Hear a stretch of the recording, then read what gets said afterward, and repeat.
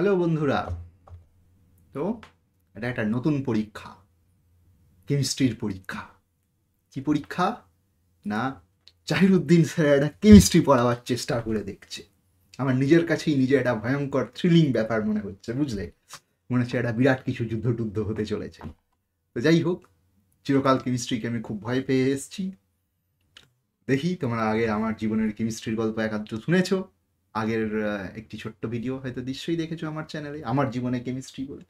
তো তারপর থেকে আজকে এই 37 বছর বয়সে এসে আমি একবার কেমিস্ট্রি পড়ানোর চেষ্টা করছি। কাদেরকে? না, SLST 2025 9-10-এর অ্যাসপিরেন্টদেরকে, যারা কিনা ফিজিক্স ব্যাকগ্রাউন্ড থেকে ফিজিক্যাল সায়েন্সে পরীক্ষা দেবে যারা, তারা এই ক্লাসটা দেখো এবং তারা অবশ্যই সবটা দেখবে। আমি চেষ্টা করব তোমাদেরকে খুব ছোট করে কিছু জিনিস বলে দেবার, মানে আমি যতটুকু জানতে পেরেছি এই কয়েকদিন একটু পড়াশোনা করে চিন্তা ভাবনা করে, বুঝলে? তো আমরা ঠিক করেছি যে ফিজিক্যাল কেমিস্ট্রির আমরা 6টা মতো ক্লাস নেব, তাহলে ফিজিক্যাল কেমিস্ট্রি শেষ করতে পারবো। তো দেখি তোমাদের কেমন রেসপন্স পাই, প্রথম ক্লাসটাতেই বোঝা যাবে। ভালো লাগলে তোমরা ভালো বলবে, খারাপ লাগলে খারাপ বলবে, মিটে গেল ব্যাপার। স্যার আপনি ফিজিক্স পড়ান, আপনার কেমিস্ট্রি পড়িয়ে কাজ নেই, বলে দিলেই মিটে গেল, বলে দেবে আমাকে। যদি মনে হয় কিছু শিখতে পারলে তাহলে বলবে যে হ্যাঁ শিখলাম কিছু একটা। তো যাই হোক, আমরা শুরু করি। তো কেমিস্ট্রি মানে এটার সঙ্গে এটা মেশাচ্ছে, এটার সঙ্গে ওটা মেশাচ্ছে, এটার সাথে ওটা তৈরি হচ্ছে, ইত্যাদি ইত্যাদি। তো সেইটার একটা জিনিস হচ্ছে ইকুইলিব্রিয়াম। ইকুইলিব্রিয়াম মানেটা কি? না, ইকুইলিব্রিয়াম মানেটা পরের কথা। প্রথম কথা যেটা বুঝতে পারতে হবে সেটা, এটাকে বলে মাস ল, যে rate of a reaction is directly proportional to the molarities of the reactants. কি যে বলছেন স্যার, কাকে বলে রিয়াকশন, কাকে বলে রিয়াক্টেন্টস? রিয়াক্টেন্টসগুলো মানে হচ্ছে যেগুলো মিশাচ্ছ, আর প্রোডাক্ট মানে হচ্ছে যেগুলো তৈরি হচ্ছে। এ হচ্ছে গল্প। এ প্লাস বি মিশে হয়ে গেল সি প্লাস ডি। তার এ প্লাস বি হচ্ছে রিয়াক্টেন্টস, আর রিয়াকশন কোনটা? এই যে এ প্লাস বি মিশিয়ে সি প্লাস ডি তৈরি হলে এই ঘটনাটা হচ্ছে রিয়াকশন, আর প্রোডাক্ট হচ্ছে কি? সি প্লাস ডিটা। এইবার রেট, এই রেট নিয়ে আমরা একটা বড় সড়ো পড়াশোনা করব ভবিষ্যতে, মানে পরের ক্লাসটাতেই হয়তো, বা পরের পরের ক্লাসটাতে। তো রেট মানে হচ্ছে কত তাড়াতাড়ি হচ্ছে, 1 ঘন্টায় হচ্ছে ব্যাপারটা, না 1 দিন লাগছে, না 5 বছর লাগছে, এখান থেকেই রেট। তো এই একটা রিয়াকশনের রেটটা directly proportional to, with of course constant factor, to the molarities. এই মোলারিটিস জিনিসটা কি স্যার? এই টার্মটা শোনা শোনা মনে হচ্ছে, মানে হচ্ছে কত মোল রয়েছে, 1 মোল, 2 মোল, 3 মোল, 4 মোল, ইত্যাদি ইত্যাদি। 1 মোল মানে কি স্যার? 1 মোল মানে অ্যাভোগাড্রো সংখ্যক অণু। অ্যাভোগাড্রো সংখ্যাটা তো ফিজিক্সের লোক জানোই থাকে। 1 মোল মানে 6.022 ইন্টু 10⁻23 সংখ্যক মলিকুলস। বেশ, আমি বেশিরভাগটাই এখানে লিখে ফেলেছি অলরেডি, খুব বেশি আমি এখানে লিখবো না, এটা তো আমার নিজের সাবজেক্ট নয়, আমি তো খুব কনফিডেন্ট কিছু নই ছড়িয়ে ফেলবো, ছড়িয়ে যেতে না ফেলি, অনেক কিছু আমি আগে লিখে ফেলেছি। আর অঙ্ক যেগুলো করাবো সেগুলো তো আগেই লেখা আছে, বুঝলে? এটা বেশ মজাদার ক্লাসের কথা, শুরু করা। কী সব লিখে রেখেছেন স্যার? বলছে একটা রিয়াকশন যখন হচ্ছে, এই যে ক্যাপিটাল এ গুণ মানে হচ্ছে পদার্থ গুণ, আর ছোট এ মানে হচ্ছে কত মোল রয়েছে। এরকম ইকুয়েশন দেখেছো না, mn plus H2SO4, MnSO4 H2 এরকম। তো তার আগে ইয়েও থাকে 2n2 প্লাস H2 সমান 2NH3, এরকম থাকে না? তো এই সংখ্যাগুলো, এইগুলো স্কেলার সংখ্যাগুলো হচ্ছে ছোট এ ছোট বি এগুলো, আর এ আর বি হচ্ছে যে কি সংকেত ওই জিনিসটার মধ্যে রয়েছে, কি জিনিস, একটা H2 না H2SO4 ইত্যাদি। তো যাই হোক, তো এরকম একটা রিয়াকশন এর এই ক্যাপিটাল এ ক্যাপিটাল বি মিশে মিলিয়ে বড় এম বড় এন এরকম জিনিস তৈরি হচ্ছে। বেশ, এইবার আচ্ছা, ইকুইলিব্রিয়াম মানেই কথাটা তো বলতে হবে, সে বলবো, চিন্তা করো না। কেমিক্যাল ইকুইলিব্রিয়াম একটা পার্টিকুলার জিনিস, আমরা ফিজিক্সে ফিজিক্যাল ইকুইলিব্রিয়াম মানে মেকানিক্যাল ইকুইলিব্রিয়াম, থার্মাল ইকুইলিব্রিয়াম নিয়ে ডিল করি, কেমিস্ট্রিতে এরা কেমিক্যাল ইকুইলিব্রিয়াম নিয়ে ডিল করে। বেশ, এবার ফরওয়ার্ড রিয়াকশন মানে এ আর বি মিশে এম আর এন তৈরি হচ্ছে, সেকেন্ডে কয়খান মলিকুল তৈরি হচ্ছে, মানে কয়খান মলিকুল ভাঙতেছে, তো সেটাকে তুমি রেট ভাবতে পারো। তো ফরওয়ার্ড রিয়াকশন, তার একটা রেট আছে যেটা কিনা কত মোল অফ দ্য রিয়াক্টেন্টস, সেটার সঙ্গে যেহেতু ডিরেক্টলি প্রপোর্শনাল।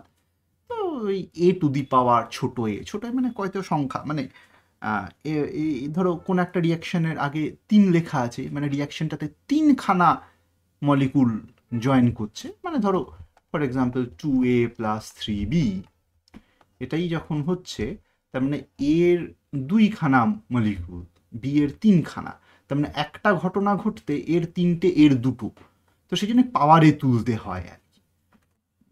তো যাই হোক, এটার অত অত অত এক্ষুনি জটিল ভাবার দরকার নেই। তো rate of forward reaction a two the power b two the power, rate of backward, backward কি বস্তু স্যার? এখানে এ আর বি মিশে যখন তুমি এম আর এন তৈরি করছো, উল্টোটাও কিন্তু ঘটছে। এম আর এন মিশেও এ আর বি তৈরি হয়ে যেতেই পারে, সেটা তো খুব একটা খুব কঠিন ব্যাপার নয়। একদিকেই সব সময় এগোবে সেরকম নয় ব্যাপারটা। ধরো 3n m + 2n, তো এই এম আর এন মিশেও এইটা হবে। কেন হবে স্যার? এটা ফিজিক্সের লোকই এক্সপ্লেন করতে পারবে, সেটা আমরা পরে কখনো ভাববো যে কেন এটাও হবে আর এটাও হবে। কিন্তু ঘটনাটা ঘটবে, এদিকেও এগোবে এদিকেও এগোবে। এ মারপিট যেমন করলে এটা এ ওকে মারছে, ও ওকে মারছে, তেমনি এই দুটো মিশিয়ে ওইটা হচ্ছে, আবার ওইটা হওয়ার পরে আবার ওই দুটো মিশিয়ে আবার এইটা চলে আসছে। সেই জন্য এই এই উভয়মুখী চিহ্ন একটা দেয়া হয়।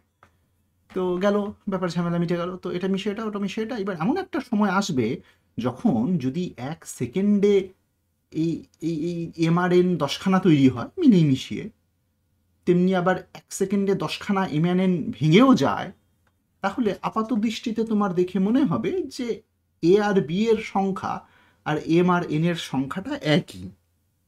কি যে বলছেন কিছু বুঝছি না। আচ্ছা, উদাহরণগুলো দেখতে দেখতেই বুঝবে। মানে ব্যাপারটা হচ্ছে যে তুমি দুটো জিনিস মিশিয়ে দিয়ে আর দুটো জিনিস তৈরি হোক, এমন তো নয় যে দুটো জিনিস মেশালে সেই দুটো জিনিস একদম সম্পূর্ণ তাই কনভার্টেড হয়ে গেল ইনটু প্রোডাক্টে, রিয়াক্টেন্টস অ্যান্ড প্রোডাক্ট। সবসময় সেটা নাও হতে পারে, ম্যাক্সিমাম সময়ই হয় না। আর একটা কথা হচ্ছে যে গোটা জিনিসটাই স্টাডি করা হচ্ছে ক্লোজ সিস্টেমে, মানে কিছু জিনিস মিশিয়ে টিশিয়ে একটা বিকার একটা কাঁচের জিনিস একটা জায়গার মধ্যে টাইট করে সব দিকে আটকানো হয়েছে। কেন ওপেন যদি তুমি ছেড়ে দাও, তুমি কিছুই স্টাডি করতে পারবে না, খানিকক্ষণ পরেই হাওয়ায় উড়ে ফুড়ে সব পালিয়ে যাবে। তো মোটামুটি ক্লোজ সিস্টেম, কাঁচ ফাঁচ দিয়ে আটকানো ফাটকানো জায়গায় জিনিসপত্র সব হচ্ছে। তো বেশ, তো এটা 1 সেকেন্ডে এইগুলো এরকম রেটে তৈরি হচ্ছে, 1 সেকেন্ডে এইগুলো এমএন থেকে এইগুলো তৈরি হচ্ছে, এটাকে ফরওয়ার্ড রিয়াকশন, ওটাকে ব্যাকওয়ার্ড রিয়াকশন বলছে। দিয়ে এরকম কিছু হচ্ছে, দিয়ে মিলিয়ে টিলিয়ে মিশিয়ে তাহলে বা ইকুইলিব্রিয়াম মানেটা কি? ইকুইলিব্রিয়ামটা মানে হচ্ছে রেট অফ ফরওয়ার্ড রিয়াকশন যখন রেট অফ ব্যাকওয়ার্ড রিয়াকশনের সমান হবে। মানে 1 সেকেন্ডে 10খানা এটা তৈরি হলে 10খানা এগুলোও তৈরি হবে, মানে এইটা মানে এমএন মিশিয়ে আর কি। যতগুলো এগুলো তৈরি হচ্ছে ততগুলো এগুলোও যদি তৈরি হচ্ছে, সেই সময় এইটাই হচ্ছে ইকুইলিব্রিয়াম।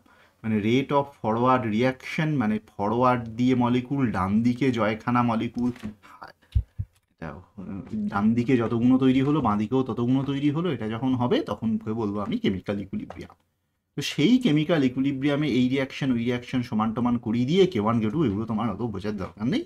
তোমার যেটা মেইন বক্তব্য হলো সেটা হচ্ছে যে রেট কনস্ট্যান্টের ডেফিনিশন, যে একটা রেট কনস্ট্যান্ট ভুল বলছি, ইকুইলিব্রিয়াম কনস্ট্যান্ট। রেটটা আমরাও রেট কনস্ট্যান্টগুলো এগুলো কেমিক্যাল ইয়েরটাতেই আসবে, কেমিক্যাল কাইনেটিক্সটাতে আসবে। তো মোটামুটি একটা কনস্ট্যান্ট ইকুইলিব্রিয়ামে একটা ইকুইলিব্রিয়াম কনস্ট্যান্ট ডিফাইন করা হলো। তোমাকে মনে রাখতে হবে এই রকম যদি একটা ইকুয়েশন হয়, তার একটা এই যে জিনিসটা ডান দিকে যেগুলো থাকবে সেগুলো এরকম একটা তৃতীয় বন্ধনী, এইটা কি জিনিস স্যার? এই যে এখানে লিখে রেখেছি, এইটা রিপ্রেজেন্ট করে concentration of mole per litre. এটা কি বলে? মোলারিটি। মানে 1 লিটারে কতগুলো কত মোল, 1 লিটারে 1 মোল থাকতে পারে, 1 লিটারে 0.1 মোল থাকতে পারে। তো সেইটা মোলারিটি তোমাকে বলে দেওয়া হবে। কীরকম প্রশ্ন দেওয়া হবে আমি সবই বলবো, তুমি চিন্তা করো না। আমি ক্লাসটা একটু স্লো নিচ্ছি, মানে স্লো আমাকে নিতে বাধ্য আমি, যেহেতু আমি এটার এক্সপার্ট কিচ্ছু নই। তো A two the power A B two the power B, এটা মনে রাখো। এটার থেকে কোয়েশ্চেন্স, বিস্তর কোয়েশ্চেন্স। প্রথম কোয়েশ্চেন আমি কোয়েশ্চেন করে দিয়েই পড়াচ্ছি, এখানে কোনো জটিলতা কিছু নেই। সেটা হচ্ছে যে দেখো একটা রিয়াকশন, এমন কিছু বেশি রিয়াকশন না, খুব ছোট্ট একটা রিয়াকশন, O2 থেকে O3 তৈরি হচ্ছে। এইবার বলছে এই রিয়াকশনটা কোনো একটা টেম্পারেচারে হচ্ছে, কেসি মানে ইকুইলিব্রিয়াম কনস্ট্যান্ট। এটা কি কেসি বলা হবে?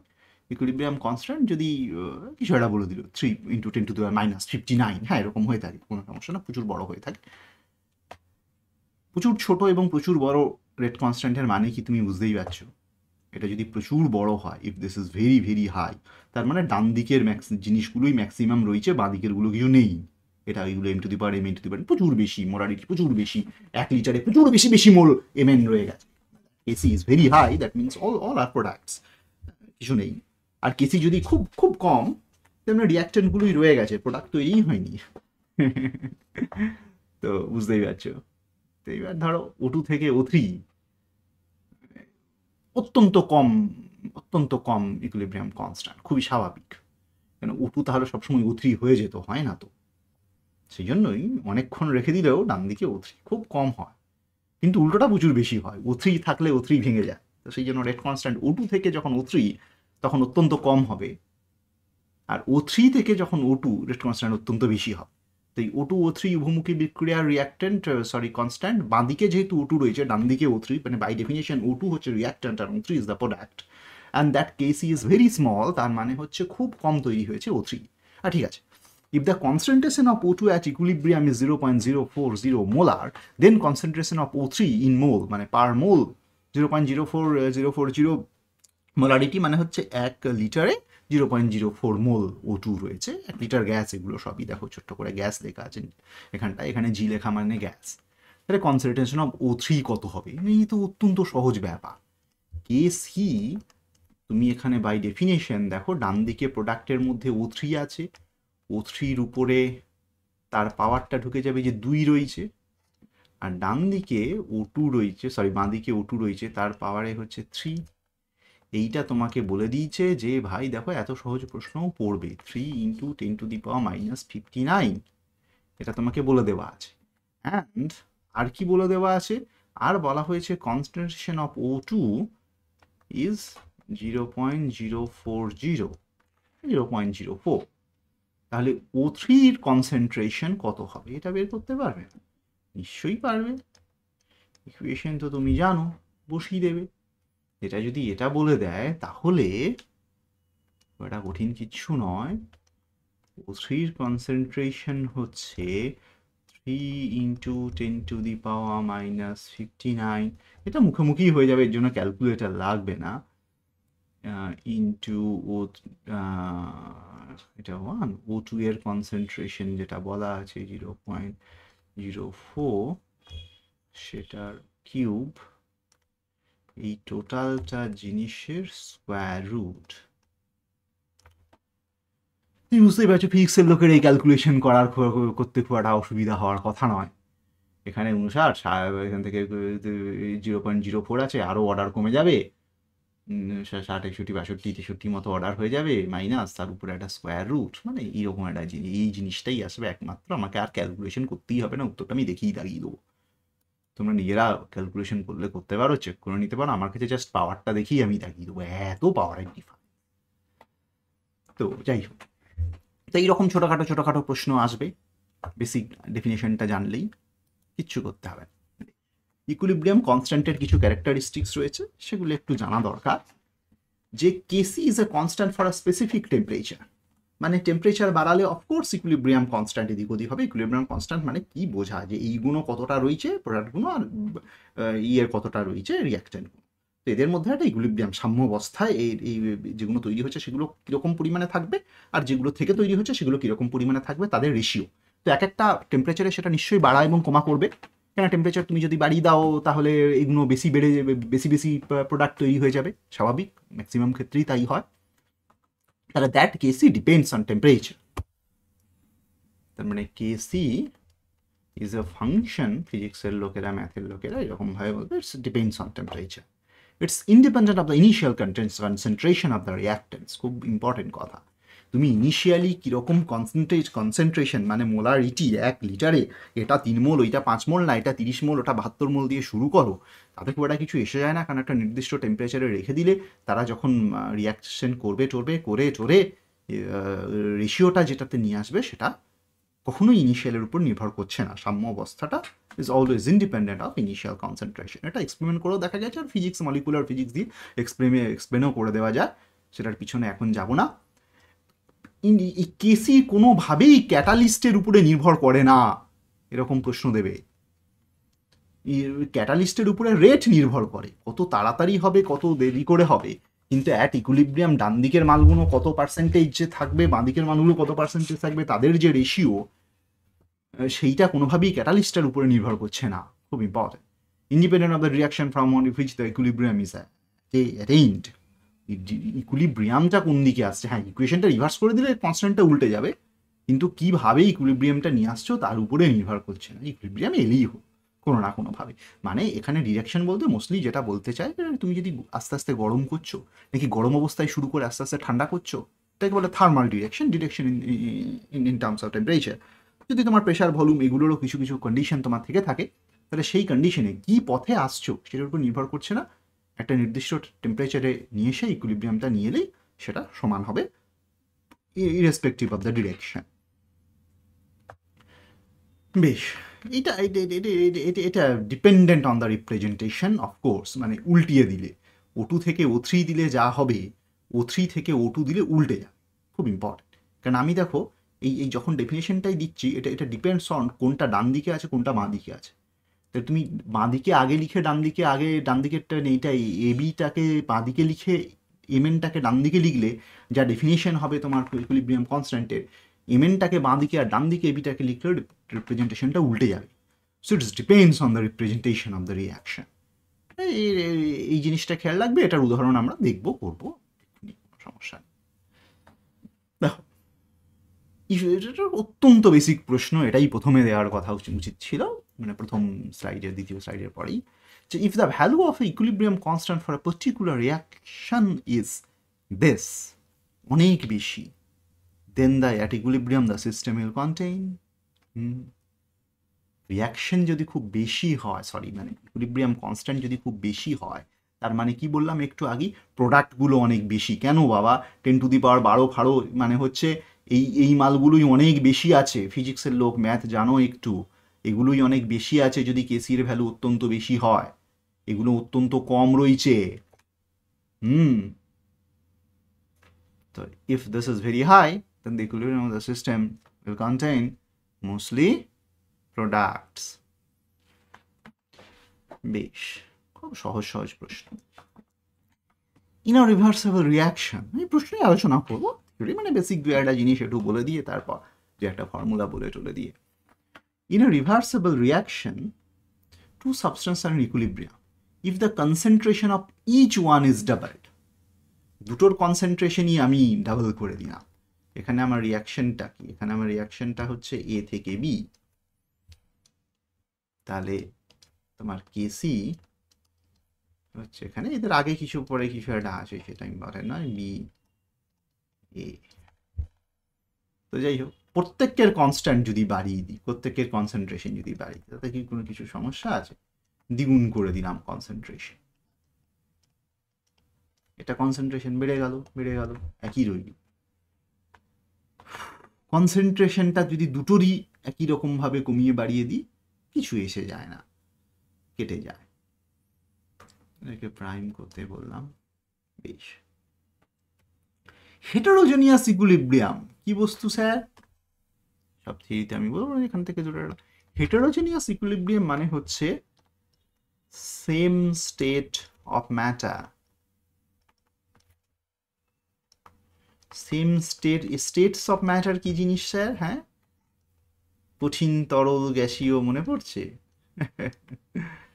সলিড, লিকুইড, গ্যাস, এদের মধ্যে কে হেটারোজেনিয়াস ইকুইলিব্রিয়ামে রয়েছে? দেখো এখানে প্রথম রিয়াকশন সব gas, H2I2 2HI gas, solid gas, এই তো হেটারোজেনিয়াস দেখা গেছে। সলিড ক্যালসিয়াম কার্বনেট ভেঙে গিয়ে সলিড ক্যালসিয়াম অক্সাইড এবং কার্বন ডাইঅক্সাইড, এই কার্বন ডাইঅক্সাইডটা আবার গ্যাস হয়ে যায়। আর বাকি দেখো এই দুটোও গ্যাস, এই দুটোও গ্যাস। তো সলিড, লিকুইড, গ্যাস যদি আলাদা আলাদা করে থাকে, মানে যে কোনো দুটো বা তিনটে স্টেটস অফ ম্যাটার যদি কোনো একটা রিয়াকশনে বা কোনো একটা ইকুইলিব্রিয়ামে থাকে, তাহলে আমি সেটাকে বলবো হেটারোজেনিয়াস ইকুইলিব্রিয়াম। প্রশ্নের মধ্য দিয়ে ডেফিনেশন শিখিয়ে দিলাম, এটা খারাপ কিছু বললাম না আশা করা যায়।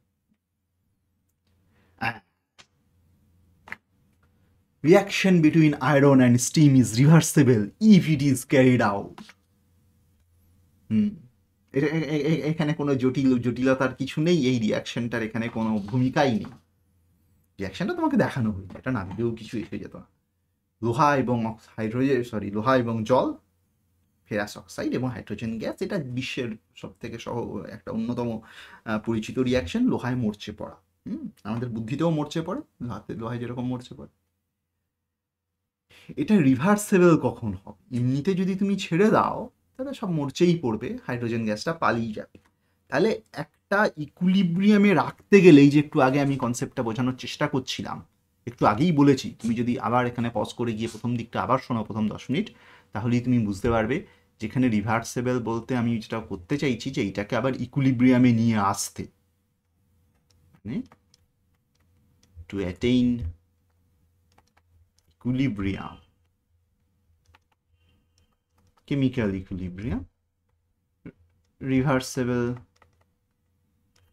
is must.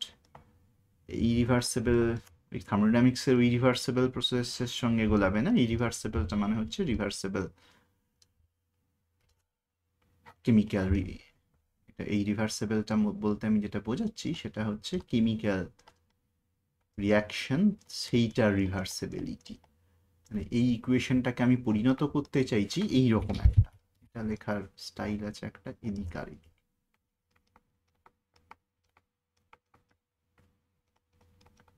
তো যদি এইটা হতে হয়, রিভার্সেবল করতে হয়, মানে এই চিহ্নটাকে এই চিহ্নতে বদলাতে যদি হয়, তাহলে কি হতে হবে?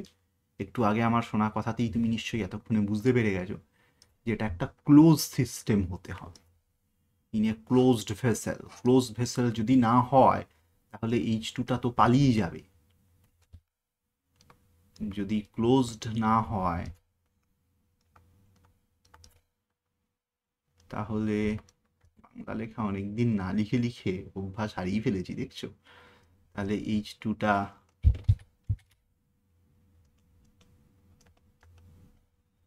পালিয়ে যাবে,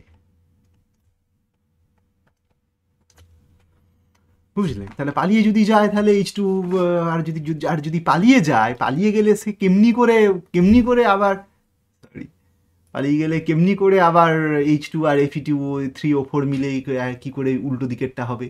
তাহলে আবার কি করে লোহা ফেরত আসবে? তা পালিয়ে গেলে তো আর রিভার্সেবল বানানো যায় না, ইকুইলিব্রিয়ামও আনানো যায় না। তাহলে কেমিক্যাল ইকুইলিব্রিয়াম যখনই তোমাকে আনতে হবে, তখনই কিন্তু এটা খুব ইম্পর্টেন্ট যে একটা ক্লোজ সিস্টেম হতে হবে তোমাকে, হ্যাঁ, মাস্ট। বেশ, হলো। একটু সামান্য অঙ্ক এখানে, কিছু নেই। বলছে যে বিভিন্ন তিনখানা এরকম রিয়াকশন তোমাকে আমি দিয়ে দিয়েছি, N2 + 3H2, এরপরে 2NH3, বিশ্বের ওয়ান অফ দ্য মোস্ট পরিচিত ব্যাকটেরিয়া, রিয়াকশন, যেখানে কিনা অ্যামোনিয়া তৈরি হচ্ছে, নাইট্রোজেন প্লাস অক্সিজেন মিলে নাইট্রাস অক্সাইড তৈরি হচ্ছে, আর হাইড্রোজেন আর অক্সিজেন মিলে H2O তৈরি হচ্ছে। মোলটাকে হাফ করে লিখতেই পারি, সেটাতে সমস্যা নয়। তো এইবার এই প্রত্যেকটা রিয়াকশনের ইকুইলিব্রিয়াম কনস্ট্যান্ট তোমাকে দিয়ে দিয়েছে, দিয়ে বলছে যে ভাই, অ্যামোনিয়া থেকে অক্সিজেন মিশিয়ে নাইট্রাস অক্সাইড এবং হাইড্রোজেন গ্যাস তৈরি হচ্ছে।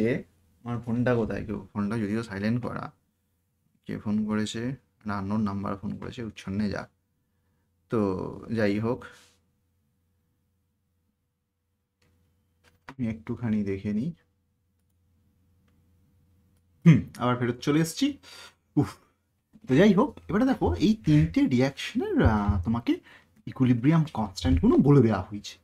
তো ঠিক আছে স্যার, তো এই যে তিনটে, এই যে এর ইকুইলিব্রিয়াম কনস্ট্যান্ট, এর K1, এগুলো আমি একটু সরিয়ে দিচ্ছি। ধরো এর যে K2 আর এর যে K3, এইটার মানে কি?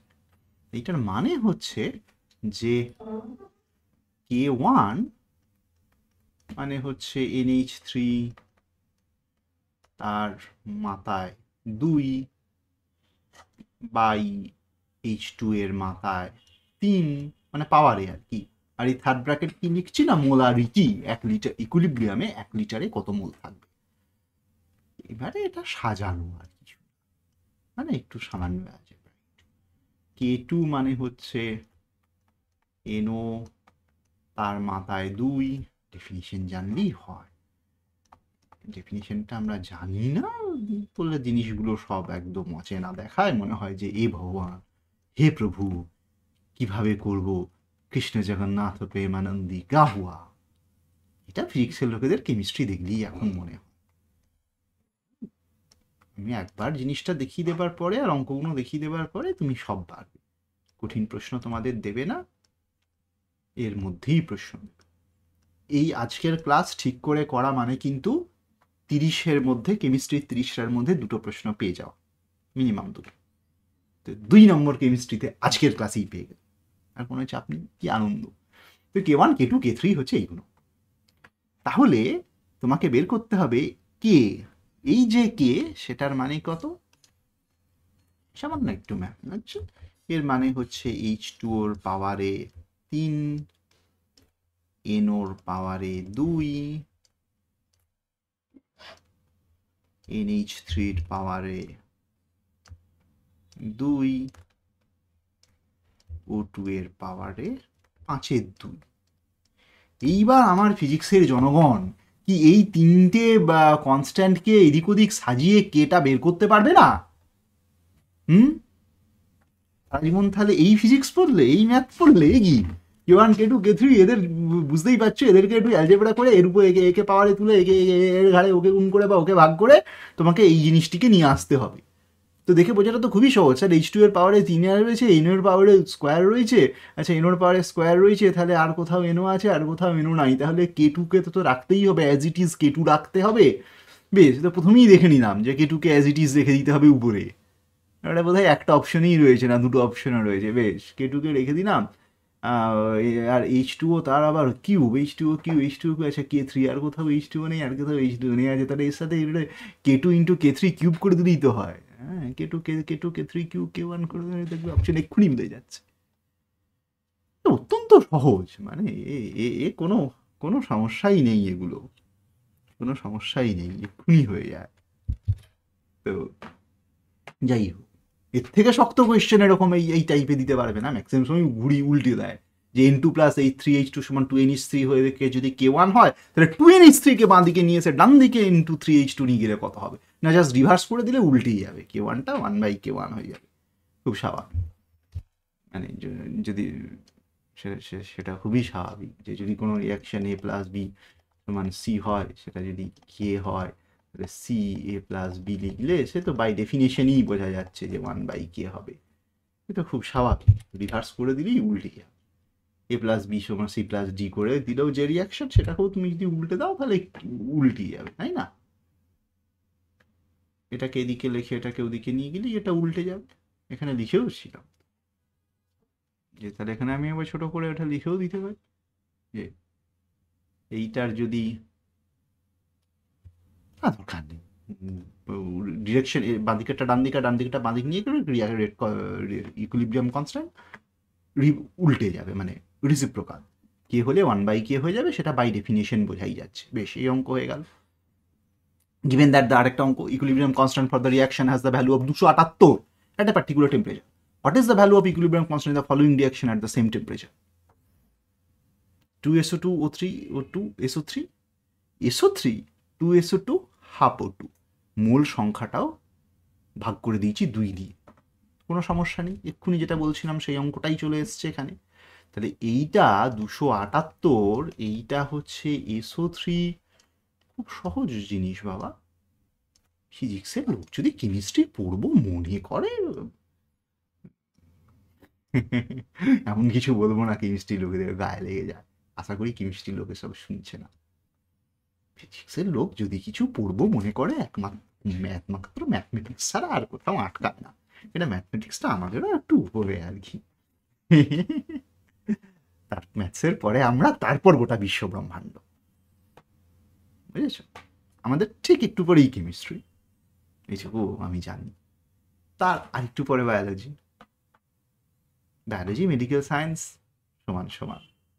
কম্পিউটার সায়েন্সটা আবার আমাদের কম্পিউটার সায়েন্সের খুব একদম কোর কম্পিউটার সায়েন্সটা বেশ শক্ত, সেটা ম্যাথের লেভেলই, সেটা পিওর ম্যাথ অ্যাকচুয়ালি, সেটা আমাদের একটু স্ট্যাট আর কেমিস্ট্রি আমি কাছাকাছি রাখব লেভেলটা। ওকে ওকে ওকে, তো 278 হচ্ছে এইটা। তাহলে তো আর তোমাকে বের করতে বলেছে এখান থেকে এইটার কে হচ্ছে যে উল্টিয়ে লিখি O2 তার পাওয়ারে হাফ, রিয়াক্টেন্সগুলো প্রথমে, সরি প্রোডাক্টগুলো প্রথমে, তার নিচে হচ্ছে রিয়াক্টেন্স। তাহলে O2 SO2 বাই SO3। এ আর কি সমস্যা, 278 যদি এইটা হয় তাহলে কে সমান কত বের করতে পারবে?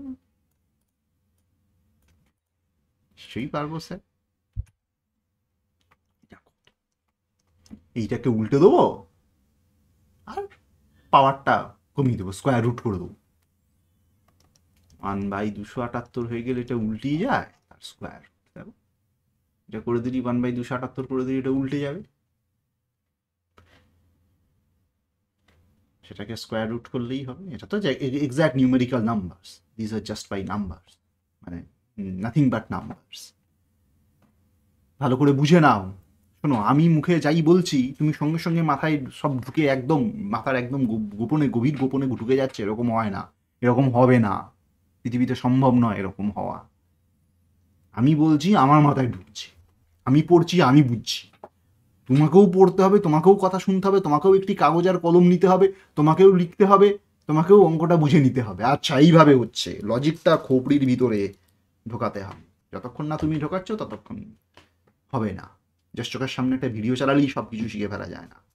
Think about it, do it, আমার সঙ্গে সঙ্গে আবার করো, বারবার করো। The reaction 2A plus B সমান 3C plus D is begun with the concentration of A and B both at initial value এত। When equilibrium is reached, the concentration of D is measured and found to be 0.25 m. What is the value of equilibrium constant for this reaction? এটা একটু অন্যরকম প্রশ্ন। Equilibrium কনস্ট্যান্টটা মানে sorry ইকুইলিব্রিয়ামটা শুরু হওয়ার আগে যখন জিনিসটা শুরু করেছিলাম আমি রিয়াকশনটা, তখন এ এবং বি প্রত্যেককে ছিল, সবাই গ্যাসীয় অবস্থাতেই ছিল, যে 1 মোল ছিল। যখন ইকুইলিব্রিয়াম রিচড হলো কনসেন্ট্রেশন হচ্ছে 25 m হলো। তো both at initial value 1 mole per litre, মানে কনসেন্ট্রেশন অফকোর্স। তো এটা আলাদা করে না বলা থাকলেও বুঝে নিতে হবে যে দিস ইজ কনসেন্ট্রেশন, তুমি ওয়ান লিটার ধরে নাও, মানে 1 ইউনিট ভলিউম ধরে নাও, তাহলে এগুলোকে নিয়ে আর কোনো সমস্যা হবে। বেশ, তাহলে দেখো এই জিনিসটাকে একটু সামান্য কেমিস্ট্রির অ্যাপ্রোচ থেকে ভাবো, বা সবই মলিকুলস, সবই ফিজিক্স। ফলে দেখো বলছে ইকুইলিব্রিয়াম রিচ হয়ে কনসেন্ট্রেশন অফ ডিটা হয়ে গেছে। প্রথমে শুরুতে কি ছিল, শুরুতে এটা ছিল 1, এটা ছিল 1, এটা ছিল 0, এটা ছিল 0, এটাকে এটা হলো শুরু। এইবার ইকুইলিব্রিয়ামটা যখন এসছে তখন ডিটা হয়ে গেছে 0.25 মোল। বেশ, আচ্ছা তাহলে বাকিগুলো কে কত মোলে রয়েছে এইটা তো ভাবতে বুঝতে পারতে হবে। এটা খুব সহজ ব্যাপার। কিরকম না, আমরা মলিকুল, আমরা যে অ্যাভোগাড্রো সংখ্যক মোল ফোল এসব জানি, সেসব তো খুবই সহজ ব্যাপার। বেসিক্যালি দেখো একখানা বি মলিকুল দুটো এ মলিকুলের সাথে জয়েন করবে, এই রিয়াকশনটার মানে কি? এই রিয়াকশনটা যে লিখছে কেমিস্ট্রির লোকজন, তার মানেটা কি? তার মানেটা হচ্ছে দুইখানা এ মলিকুল একখানা বি মলিকুলের সঙ্গে যোগ হয়ে 3খানা সি মলিকুল আর একখানা ডি মলিকুল করে। এদের মলিকুলের ভিতরের ইন্টারনাল স্ট্রাকচার আমার জানার দরকার নেই। এর ভিতরে এক একটা মলিকুলের ভিতরে 14খানা কার্বন অ্যাটম, না 25খানা, না 72খানা এইসব রয়েছে, আমার জানার কোনো দরকার নেই। আমার জানার দরকার, আমার কাছে মলিকুল মানে এখানে অ্যাটম নয়, আমার কাছে মলিকুল মানে হচ্ছে এরকম একটা কিছু একটা আছে। ধরো 2খানা এরকম এ মলিকুল, এরকম একখানা ধরো গোল আঁকলাম বি, তারা যোগ কইরা 3খানা সি, সিটাকে একটু অন্য রঙে আঁকতে হইব, হবে না। সি হচ্ছে ধরো 3খানা এই এই ত্রিভুজ মানে হচ্ছে সি, আর একখানা ডি। ডিটাকে তাহলে আমি নামটাকে একটু চেঞ্জ করে দিই, আর ছবি দিয়ে এটাকেও চেঞ্জ করে দিই। ডি মানে হচ্ছে ধরো এবারে একটা এবারটা আবার কিরকম, ধরো এটা হচ্ছে ডি, ডিটাকে আমরা এই তো এই রিয়াকশনটার এটা হচ্ছে মানে এগুলো এ, এটা বি, এগুলো সি, আর এটা ডি, মিটে গেল। এবার বি যদি 0.25 মোল হয়, মানে 1/4 অ্যাভোগাড্রো সংখ্যক মলিকুল তৈরি হয়েছে ডি। 1 মোল মানে 1 অ্যাভোগাড্রো সংখ্যক মলিকুল। ডি 0.25 মোল তৈরি হয়েছে, মানে তুমি যদি 1 মোল ভাবো, 1 ইউনিট হোয়াট এভার, যে 0.25 ইন্টু অ্যাভোগাড্রো নাম সংখ্যক মলিকুল তৈরি হয়েছে। তো সেইটা তৈরি হতে গেলে কতগুলো বি মলিকুল লাগবে না আমরা জানি যে বি মলিকুলও লাগবে তাহলে ওই একই সংখ্যায়। কেন স্যার? রিয়াকশনটার মানেই তাই, একটা ডি তৈরি হতে একটা বি লাগে, তাহলে ডি যত মোলার বি তত মোলার। এবারে বি তো এত রয়েছে তা নয়, এত লেগেছে এত হতে, তাহলে এটা হচ্ছে 1 মাইনাস, এটা ছোট্ট করে লিখতে হবে, আর এখানে 1 হবে না, বি ছিল 1, তাহলে শেষে 1 মাইনাস 0.25 এইটা রয়েছে এখানে, এই 0.25 বি লেগে গেছে 0.25 ডি তৈরি করতে। আর 0.25 ডি তৈরি করতে কত এ লাগবে না? 0.5 লাগবে স্যার। একটা ডি তৈরি করতে দুটো এ লাগছে। এ ছিল কত? এ ছিল 1, আর লাগলো হচ্ছে 0.5, মানে 0.25 তৈরি করতে 0.5 এ লাগে, খুব স্বাভাবিক। আর সি কত তৈরি হয়েছে? এ যদি 25 তৈরি হয়, এ অবশ্যই 75 তৈরি হয়েছে, ডি তো ছিল না। এইটা হচ্ছে শেষ। কিচ্ছু বুঝলাম না স্যার, কি যে বলছেন। 2খানা এ এবং 1খানা বি মিলিয়া 3খানা সি এবং 1খানা ডি তৈরি হয়, তাহলে একটা ডি টু ক্রিয়েট, ভালো করে বোঝো, তাহলে টু ক্রিয়েট, আমার মনে হয় এই ছবিটা দিতেই যথেষ্ট। 1D মলিকুল, 1D লিখলে আবার 1 ডিমেনশন বুঝে ফেলবে। 1D molecule, we need 2A molecule and 1B molecule, এইটা বুঝতে হবে। আর যখনই আর আরও একটা এই রিয়াকশন থেকে বক্তব্য, when 1D is created, তখনই এই রিয়াকশনটার মানেই তাই, then 3C also created, 3C molecule also created। তাহলে আমার ডি ক্রিয়েট হয়েছে কত? ডি ক্রিয়েটেড 0.25 মোল। যখনই বললাম, মানে 1 লিটারে 2.5 মোল, ঠিক আছে, কনসেন্ট্রেশনটাই হলো, তার মানে হচ্ছে উই রিকোয়ার 0.25 মোল বি এবং 0.5, এখানে যে টু রিকোয়ার 2A মলিকুল, এখানে যেহেতু 2 রয়েছে, 0.25 ইন্টু 2 মোল এ, এবং তার সঙ্গে 3খানা সি। এটা we require D created 0.25 and 3 into 0.25 mole C also created. ও তৈরি হতেই হবে, ওকে হবে না। এই হচ্ছে মূল ব্যাপার। তো এটা যদি তুমি বুঝে যাও তাহলে বাকিটা তো কোনো ব্যাপারই না। আশা করি এটা জলের মতো স্বচ্ছ করে বুঝিয়ে দিতে পেরেছি। তাহলে ইকুইলিব্রিয়াম কনস্ট্যান্ট কত? তাহলে 1 মাইনাস 0.25, মানে ও এখন রয়েছে হচ্ছে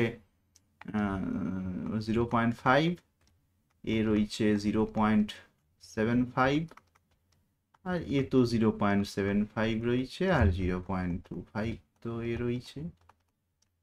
তাহলে এইটা থেকে কে কত পাওয়া যাবে? এটা কঠিন কিছু নয় স্যার, এবারে ফর্মুলায় ফেলে দিন।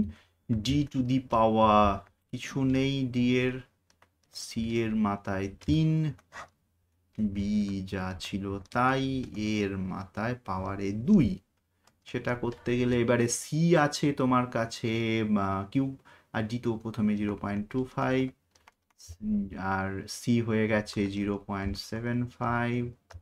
তা না, এটা আবার তৃতীয় বন্ধনী দেওয়া দরকার নেই, তৃতীয় বন্ধনীটাই 0.75, এটা সিম্পল আর নাম্বার। বি আছে তোমার কাছে 0.75 আর এ হচ্ছে 0.5 তার স্কোয়ার। এই তো সিম্পল অ্যান্ড স্ট্রেট ফরওয়ার্ড। যদি তোমাকে জিনিসটা একবার দেখিয়ে দেওয়া হয়, একবার বলে দেওয়া হয় যেটা আমি করছি, তাহলেই তুমি এগুলো করতে পারবে। ইফ আ ফিজিক্স গাই, যদি একটি ফিজিক্সের লোক বিশ্বের যে কোনো সাবজেক্ট জানার চেষ্টা করতে পারে, হার্ডকোর পিওর ম্যাথমেটিক্স বাদ দিয়ে, তার কোথাও আটকাবে না, আটকানোর কথা নয়। মানে who can do physics, he or she can do everything. Maybe he can stuck in pure math, বাকি আর কোথাও সে আটকাবে না। এটা একটা নতুন জিনিস, কেপি বলে একটা জিনিস হয়। What is KP? এটাকে অনেক সময় প্রেশার ইকুইলিব্রিয়াম কনস্ট্যান্ট বলে, বা প্রেসার কনস্ট্যান্টও অনেক সময় বলে। দুরকম, অনেক রকম নাম হয়। প্রেসার কনস্ট্যান্ট বা প্রেসার ইকুইলিব্রিয়াম কনস্ট্যান্ট বলতে পারো। কেপি এবং কেসি এর মধ্যে একটা রিলেশন আছে, এটা মনে রাখ। হ্যাঁ, এটা বক্সটা হলো না, না এইটা মনে রাখ।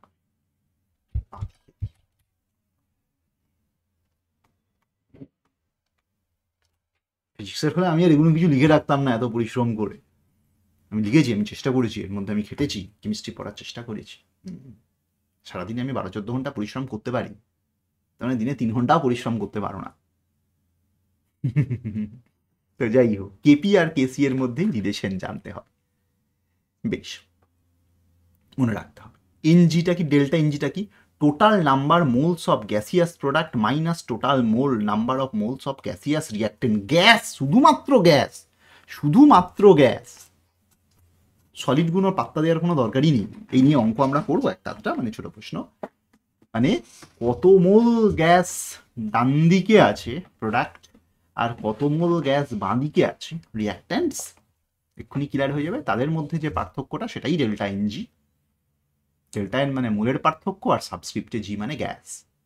কেপি আর আর টি হচ্ছে কাকে বলে, টি টেম্পারেচার, কাকে বলে আর স্যার গ্যাস কনস্ট্যান্ট 8 পয়েন্ট কত একটা কিছু 132 বা 1143 বা 312 কিছু একটা, সেই গ্যাস কনস্ট্যান্ট, তার ভ্যালু তোমাকে দেওয়া থাকবে আশা করা। তো সেটার সঙ্গে পিভি ইকুয়ালস টু আর টি এর আর গুণ করে পাওয়ারে এইটা গুণ করে দিলেই কেপি কেসি রিলেশন পাওয়া যায়। তো যাই হোক, ডেল্টা এনজি যদি 0 হয় তাহলে বুঝতেই পারছো কেপি সমান কেসি। ডেল্টা এনজি যদি গ্রেটার দেন 0 হয় তাহলে কেপি গ্রেটার দেন কেসি। এখানে টেম্পারেচার তো গ্রেটার দেন 0 বটেই, আর আর তো গ্রেটার দেন 0। টেম্পারেচার এখানে সবসময় অ্যাবসলিউট স্কেলে, অফকোর্স, মানে কেলভিন স্কেলে। আর এনজি যদি লেস দেন 0 হয় তাহলে কেপি কেসির থেকে ছোট। মনে রাখবে, এখান থেকে ছোটখাটো অঙ্ক দিতে পারে। পরের অঙ্কই কি আমাদের এখানে? হ্যাঁ, for which of the following reactions KP is equals to KC. KP কেসির রিলেশন আমি আবার লিখব, কেসি আর টি ডেল্টা এন জি। তাহলে কেপি যদি কেসি সমান হতে হয় তাহলে ডেল্টা এনজি গ্যাসীয় পদার্থ 0 হতে হবে। এখানে সবই গ্যাসীয় পদার্থ ধরে নেওয়া হচ্ছে। তো দেখো, প্রথম যে ইকুয়েশনটা H2 প্লাস I2, সেটাতে ডেল্টা এন জি সমান 0। কেন? ডান দিকে কয় মোল আছে? 2 মোল। বাঁ দিকে কত মোল আছে? 2 মোল। এইটার ডেল্টা এনজি 0 নয়। দেখো, ডান দিকে 2 মোল আছে, বাঁ দিকে রিয়াক্টেন্টসে 4 মোল আছে। এইখানে ডেল্টা এনজি দেখো ডান দিকে 2 মোল আছে, দুইখানা মলিকুল 2 মোল, 1 মোল থেকে এখানে শুরু করলে এটা 1 মোল হয়, ওইটা আরেক মোল হয়, ডান দিকে মোল সংখ্যা বেড়ে যায়। ডান দিকে আর বাঁ দিকে একই মোল থাকতে হবে তার কোনো মানে নেই কিন্তু, সরি এটা 1 মোল মলিকুল, মলিকুল ভেঙে গিয়ে একটা মলিকুল ভেঙে গিয়ে দুইখানা মলিকুল তৈরি করছে, তো তাহলে 1 মোল এই মলিকুল ভেঙে গিয়ে এইটা আরেক মোল, এইটা 1 মোল, এইটা আরেক মোল তৈরি হবে, 2 মোল হবে। সেটা ভুল ধারণা থাকে যে ডান দিকে বাঁ দিকে মোল সংখ্যা একই হবে, না না, কোনো মানে নেই। 1 মোল ইনটু মানে 1 অ্যাভোগাড্রো সংখ্যক ইনটু 3 অ্যাভোগাড্রো সংখ্যক H2 যোগ করে যখন NH3, এখানে এক একটা মলিকুলে অ্যাটমের সংখ্যা বেড়ে গেছে, এখানে একটা মলিকুলে 2খানা অ্যাটম, এখানে একটা মলিকুলে 2খানা অ্যাটম, এখানে একটা মলিকুলে 4খানা অ্যাটম, তাহলে তো হবেই এটা 1 মোল, এটা অ্যাভোগাড্রো সংখ্যক মলিকুল, এটা অ্যাভোগাড্রো সংখ্যক মলিকুল হয়ে গেলে এখানে 3 অ্যাভোগাড্রো সংখ্যক হয়ে এখানে 2 অ্যাভোগাড্রো সংখ্যক মলিকুল তৈরি হলো, হতেই পারে, কোনো সমস্যা নেই। তো যাই হোক, তুমি বুঝতেই পারছো যে ডেল্টা এনজি যেখানে 0 সেখানে কেপি সমান কেসি, এইরকম ছোটখাটো অঙ্ক, প্রেশার কনস্ট্যান্ট আর মানে প্রেশার ইকুইলিব্রিয়ামের কনস্ট্যান্টের সঙ্গে নর্মাল এমনি ইকুইলিব্রিয়াম কনস্ট্যান্ট, এই দুটোর মধ্যে একটা রিলেশন, এটা থেকে এক আধটা প্রশ্ন দিতে পারে, দেবেও ইন ফিউচার। তো যাই হোক, আমরা সময় লাগছে কিন্তু আমি এটা আমি একটা ক্লাসেই শেষ করবই, 2 ঘন্টার ক্লাস হোক কিন্তু করবই, ভাঙবো না। তো যাই হোক, তোমরা বারবার করে দেখে আমি নিজেও যাতে ইয়ে হই যে একটা ক্লাস আমার একটাতে একটা চ্যাপ্টার এখানে শেষ করবো, বেশি ভাঙতে পারবো না, আমার অত ক্ষমতাই নেই। KP for the reaction, KP বলে দিয়েছে, কেসি বের করতে বলেছে, হ্যাঁ সে আর নতুন কথা। কেপি সমান কেসি, সরি আরটি ডেল্টা এনজি, এবার কেপি বলে দিয়েছে, কেপি বলে দিয়েছে 1.64 টু দি পাওয়ার -4, টেম্পারেচারটা কেলভিন করবে, সেন্ট্রিগেড বসিয়ে দেবে না, হ্যাঁ 400 500 600 673, আর ডেল্টা এনজি তো তুমি জানোই, হুইচ ইজ নাথিং বাট -2, ডান দিক আর বাঁ দিক, ডান দিকেরটা আগে তারপরে বাঁ দিক, হ্যাঁ রিয়াক্টেন্টস মাইনাস প্রোডাক্ট, সরি মানে প্রোডাক্টস মাইনাস রিয়াক্টেন্ট, সবসময় প্রোডাক্টগুলো থেকে শুরু করছি আমরা, এখানে এখানে আমার কনভেনশনই তাই, গোটা চ্যাপ্টারের কনভেনশনই তাই, প্রোডাক্ট 2 রিয়াক্টেন্টস 4, তো বেশ হয়ে গেল। আর তো তুমি জানোই, জানো কি, ইজ ইট জাম হয়ে গেল জানো, দেখে নাও দিয়ে করে নাও, বেশ।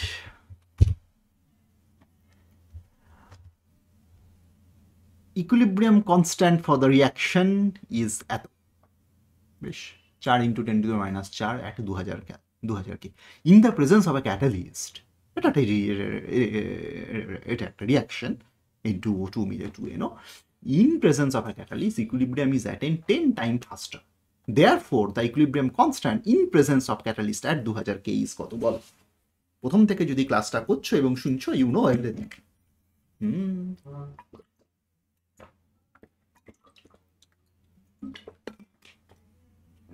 ক্যাটালিস্ট ঘটনা ঘটার হারকে ত্বরান্বিত করে, তাড়াতাড়ি করায়, কিন্তু ইকুইলিব্রিয়ামটাকে কোনোভাবেই ইম্প্যাক্ট করতে পারে না।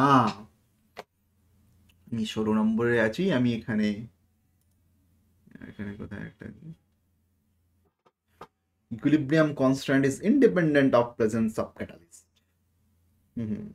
ক্যাটালিস্ট ঘটনাটাকে ঘটাবে, তাড়াতাড়ি ঘটিয়ে দেবে, ইকুইলিব্রিয়ামে কি থাকবে ডান দিকে বাঁ দিকের যে রেশিও, সেটা ক্যাটালিস্ট কোনোভাবেই ইম্প্যাক্ট করে না। তাহলে 4 × 10⁻⁴ এখানে ছিল, এখানেও 4 × 10⁻⁴ একদম থাকবে, কিচ্ছু করার নেই। For the reaction A + B = 3C at 250 degree, a 3 liter vessel contain 1 to 4 mole of A, B and C.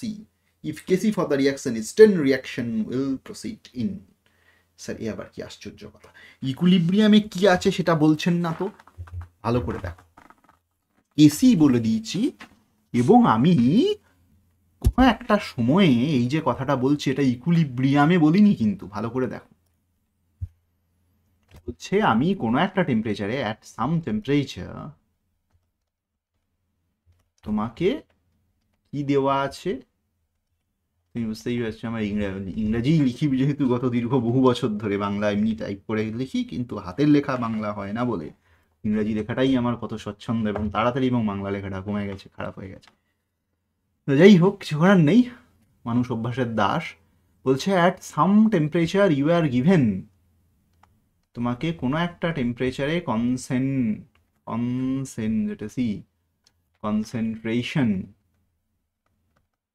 বা অ্যামাউন্ট যাই বলো, যে কোনো একটা বললেও হয়তো, যে কারণে ভলিউমটা যেহেতু fixed, amount of concentration or amount of the elements of the reactants and product, এইটা তোমাকে বলে দেওয়া হয়েছে। তোমাকে খেয়াল রাখতে হবে নট ইন ইকুইলিব্রিয়াম, তোমাকে যেটা দেওয়া হয়েছে এই যে জিনিসটা নট অ্যাট ইকুইলিব্রিয়াম, ইকুইলিব্রিয়ামের কথাটা কিন্তু উচ্চারণ করা হয়নি, ইকুইলিব্রিয়ামের কথাটা কিন্তু উচ্চারণ করা হয়নি। কোনো একটা টেম্পারেচারে তোমাকে কনসেন্ট্রেশন বা অ্যামাউন্ট রিঅ্যাক্ট্যান্টস এবং প্রোডাক্টসের দিয়ে দেওয়া হয়েছে, হতেই পারে। সেইখান থেকে তুমি কি করবে? সেইখান থেকে তুমি যদি এবারে বলে রিয়াকশনটা কোনো একটা সময় এটা এত আছে, এটা অত আছে, এটা অত আছে, তাহলে রিয়াকশনটা কোন দিকে যাবে, এইটা করতে গেলে এটা করতে গেলে তোমাকে ওই ইকুইলিব্রিয়াম কনস্ট্যান্টের মতোই একই ডেফিনেশনে একটা জিনিস বের করতে হয়। At any point of time ইকুইলিব্রিয়ামে, নট নেসেসারিলি অ্যাট ইকুইলিব্রিয়াম, এটাকে বলা হয় কোশেন্ট। একই জিনিস কিন্তু বলা হবে, নামটা বলা হবে কোশেন্ট, কিউসি দিয়ে লেখা হবে কোশেন্ট, একই জিনিস but at any point of time. আর একটু বাঁ দিক থেকে শুরু করি, ডান দিকে কিন্তু এটা আবার ঠিক আছে। নামটা কি হবে রে? কোশেন্ট, এরকমই যেটা দেখছিলাম, QUOTIENT। কিভাবে ডিফাইন করব না, একদম সি যা একদম ইকুইলিব্রিয়াম কনস্ট্যান্টেরই definition, but not at equilibrium, same definition as Kc, but not at equilibrium.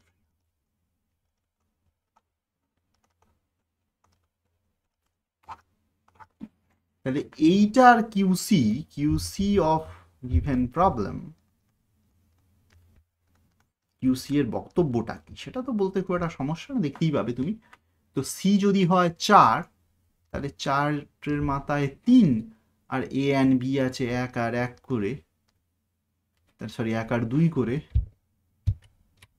তাহলে 4 3 12/2 সমান হচ্ছে 6। না না না, 4 3 12 কি রে, 4-এর কিউব, তাহলে 4 4 16, 16 4 9 64, 64/2 32।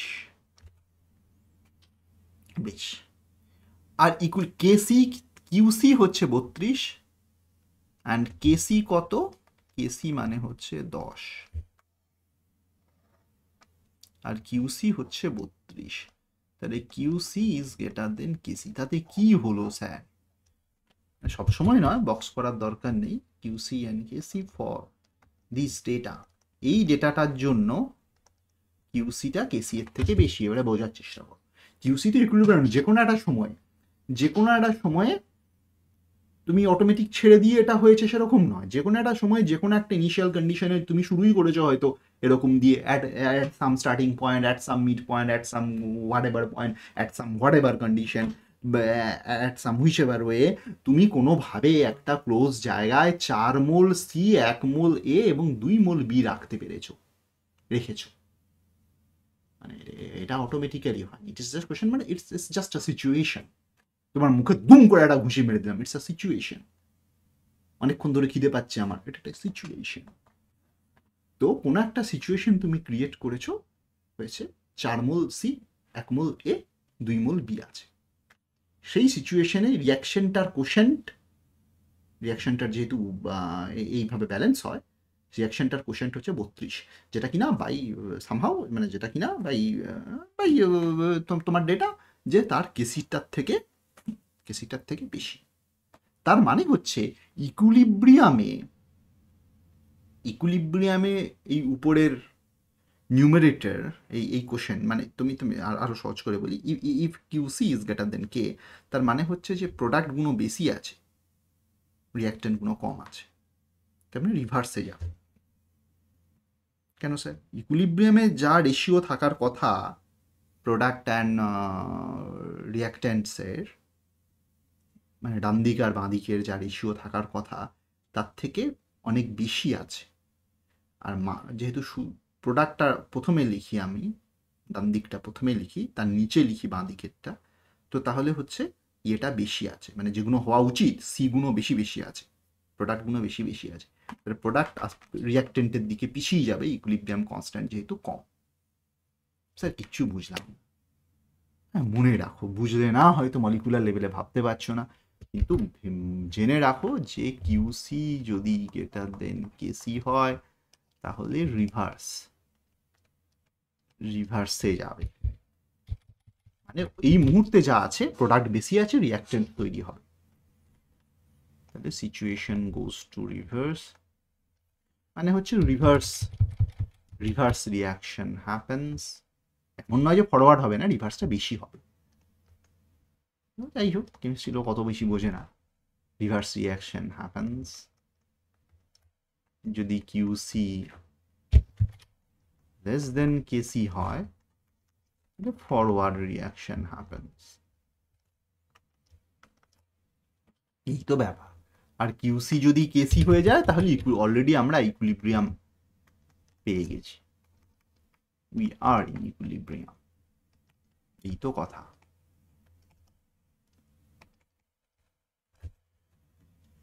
বেশ, at a certain temperature 2 mole of carbon monoxide and 3 mole of chlorine was allowed to reach equilibrium according to the reaction apple. Chlorine carbon monoxide হয়ে COCl2 হয়েছে in a 5 liter vessel. At equilibrium, if 1 mole of CO is present, then equilibrium constant for the reaction. কি যে বলছেন sir, এটা তুমি initially শুরু করেছো। দেখো তোমার ইকুয়েশনটা খুব সহজ, ইকুয়েশনটা CO প্লাস CL2 সমান COCl2, এটাকে কি আমি যেতে পারবো? সহজ, যে তোমার এইটার যে কেসি ফর দিস রিয়াকশন সেটা তো কোনো সমস্যা না, COCl2 এর concentration by sure concentration, Cl2 এর কনসেন্ট্রেশন, মাথায় কিছু নেই। বেশ, বলছে 2 মোল carbon dioxide and 3 mole chlorine তুমি ইনিশিয়ালি স্টার্ট করেছিলে, আগের অঙ্কটার মতোই, আগে একটা করেছি আমরা অলরেডি, সেটাই একটু কায়দা করে রিপিট করছি।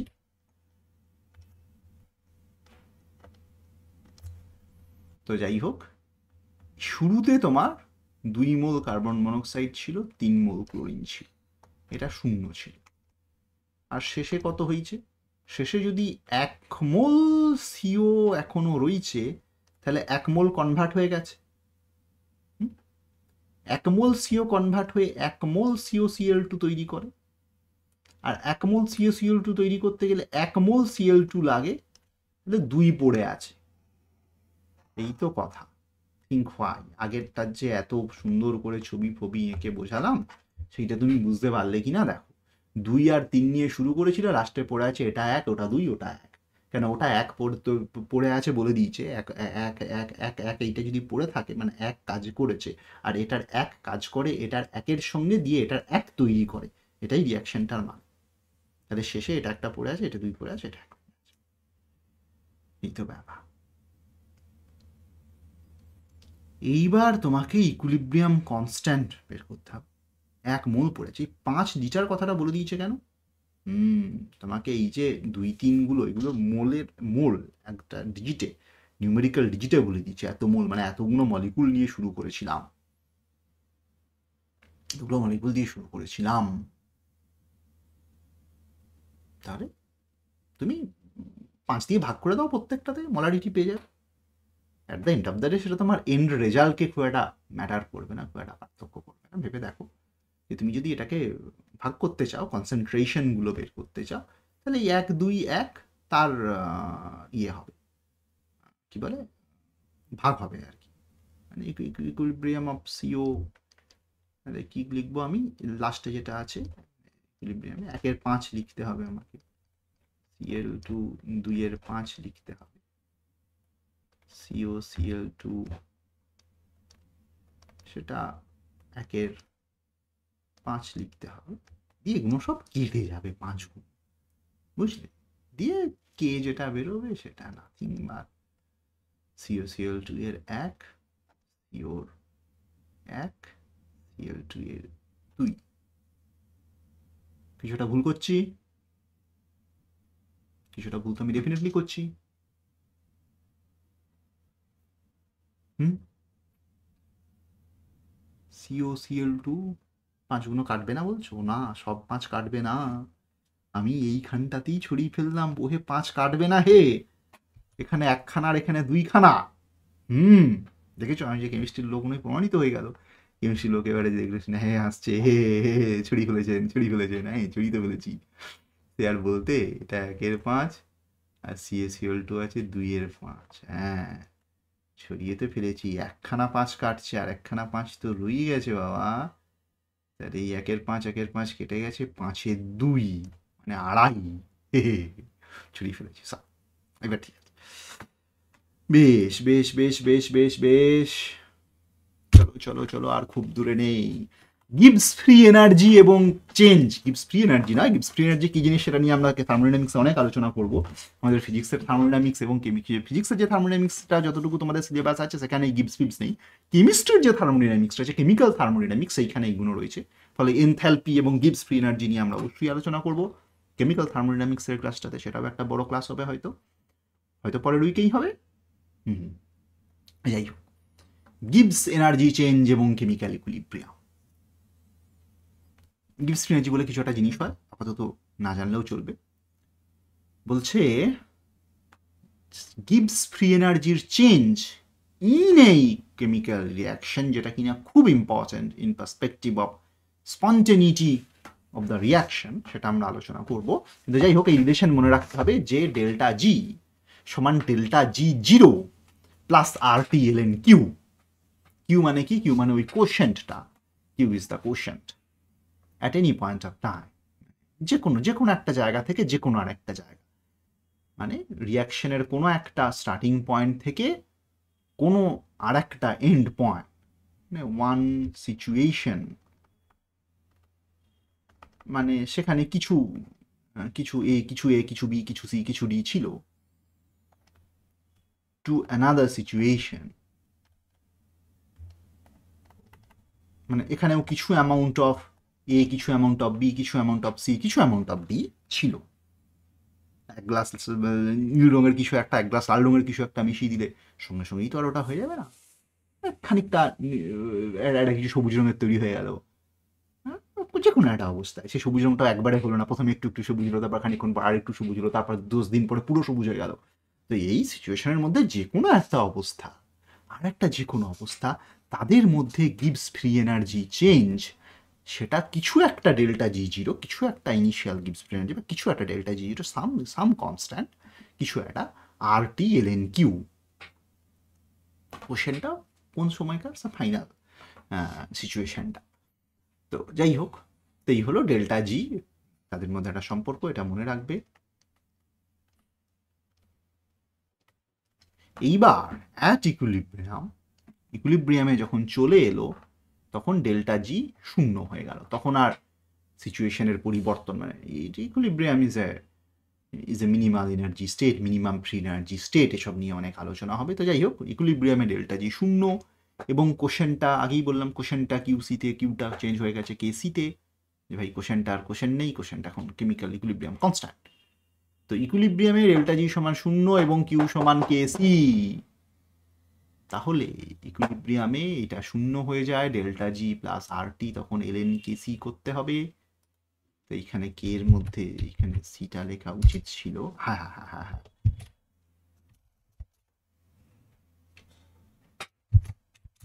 হ্যাঁ, তাহলে এইখানে একটা করে সি দিয়ে দাও, এখানে একটা করে দিয়ে দাও।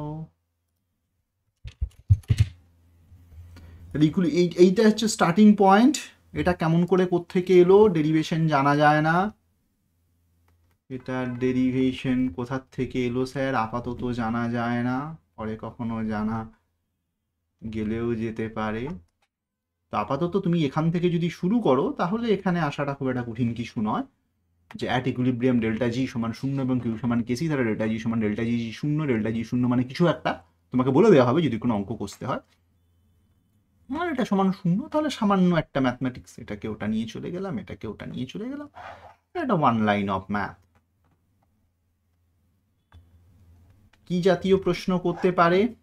তোমাকে ডেল্টা জি জিরোটা বলে দিয়ে কেসি বের করতে বলতে পারে, আবার কেসি বলে দিয়ে ডেল্টা জি জিরো বের বলতে পারে, আর টেম্পারেচার তো তোমাকে বলে দেওয়াই হবে, এটা নিয়ে খুব একটা সমস্যা নেই তোমার। যাই হোক, ছোট উদাহরণ কি আমার কাছে আছে? না, ছোট উদাহরণ এখানে নেই। এখানে আরেকটা ইম্পর্টেন্ট থিওরি আছে, ভালো করে বোঝো, যে ডেল্টা জি এর ডিরেকশন মানে ইয়েটার উপরে কেসিটা নির্ভর করছে, মানে ডেল্টা জি জিরোটা। ভালো করে দেখো, lots of things depend on if delta g is positive and sorry delta g zero, delta g তো ইকুইলিব্রিয়ামে জিরো হয়ে গেছে, সেটা নিয়ে আর তুমি চিন্তা করো না। তো what is delta g zero? Delta g zero is some constant, forget about what constant it is, some constants depending on the situation, reactants and products এর কিছু একটা মিলিয়ে মিশিয়ে কিছু একটা জিনিস। এর বেশি আমার ফিজিক্সের লোকের এখনই জানার দরকার নেই। তো delta G zero is a constant. If that delta g0 is positive, of course, ফর্মুলাটা তোমাকে এখানে লিখে রাখি, what is this? আবার দেখে রাখো, কেসি সমান E to the power minus delta G zero by R টি।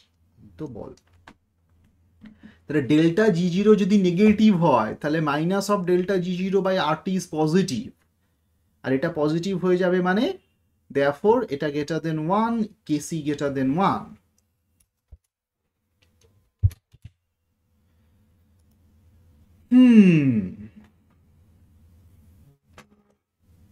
এইবার স্যার কি যে স্পন্টেনিউয়াস অ্যান্ড নন স্পন্টেনিউয়াস কি সব বলছেন, এ বড় মজাদার গল্প। গিবস ফ্রি এনার্জির একটু জানতে হবে, কেমিস্ট্রি না কেমিক্যাল থার্মোডাইনামিক্সটা সবার আগে পড়া। তো যাই হোক, তো আমরা স্পন্টেনিটি অফ এ রিয়াকশন এটা নিয়ে আলোচনা করব। আমরা মাঝে মাঝে একটু বাংলা লিখব। Continuity of reaction পরের ক্লাসে আলোচনা করব। এনথালপি এবং গিবস এটা ইম্পর্টেন্ট। এখন ঘাবড়ে যাবার কিছু নেই, কিন্তু বক্তব্য হচ্ছে যে যদি delta G zero greater than zero হয় তাহলে এটা নেগেটিভ হয়ে যাবে, তাহলে কেসি লেস দেন 1 হয়ে যাবে। কেসি যদি লেস দেন 1 হয়ে যায় তাহলে রিয়াকশন নন স্পন্টেনিউয়াস। কেসি যদি গ্রেটার দেন 1 হয় রিয়াকশন ইজ স্পন্টেনিউয়াস। কেন স্যার?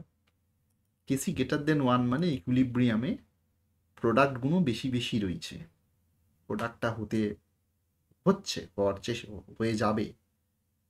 কেসি যদি লেস দেন 1 হয় তাহলে প্রোডাক্টটা কম রয়েছে, রিয়াকটেন্সটা বেশি আছে ইকুইলিব্রিয়াম, তাহলে রিয়াকশনটা নন স্পন্টেনিউয়াস, ফরওয়ার্ড ডিরেকশনে অল্প এগোবে, ফলে অল্প প্রোডাক্ট প্রেজেন্ট থাকবে। আর কেসি গ্রেটার দেন 1 মানে রিয়াকশন স্পন্টেনিউয়াস, তাহলে প্রোডাক্টটা বেশি, এটা তো আমরা জানি। এবারে স্পন্টেনিউয়াস কথাটা নিয়ে আমরা পরে আলোচনা করব, এটার মধ্যে অনেক কিছু জড়িয়ে রয়েছে। But if KC is greater than 1, এই জিনিসটা তাহলে খুব খুব important, this is simple mathematics, যে তাহলে delta G zero KC, delta G zero যদি নেগেটিভ হয় তাহলে কেসি হচ্ছে greater than 1, delta G zero যদি পজিটিভ হয়, এইটুকু তুমি বুঝতেই পারছো ফর্মুলাটা দেখে, আর এটা less than.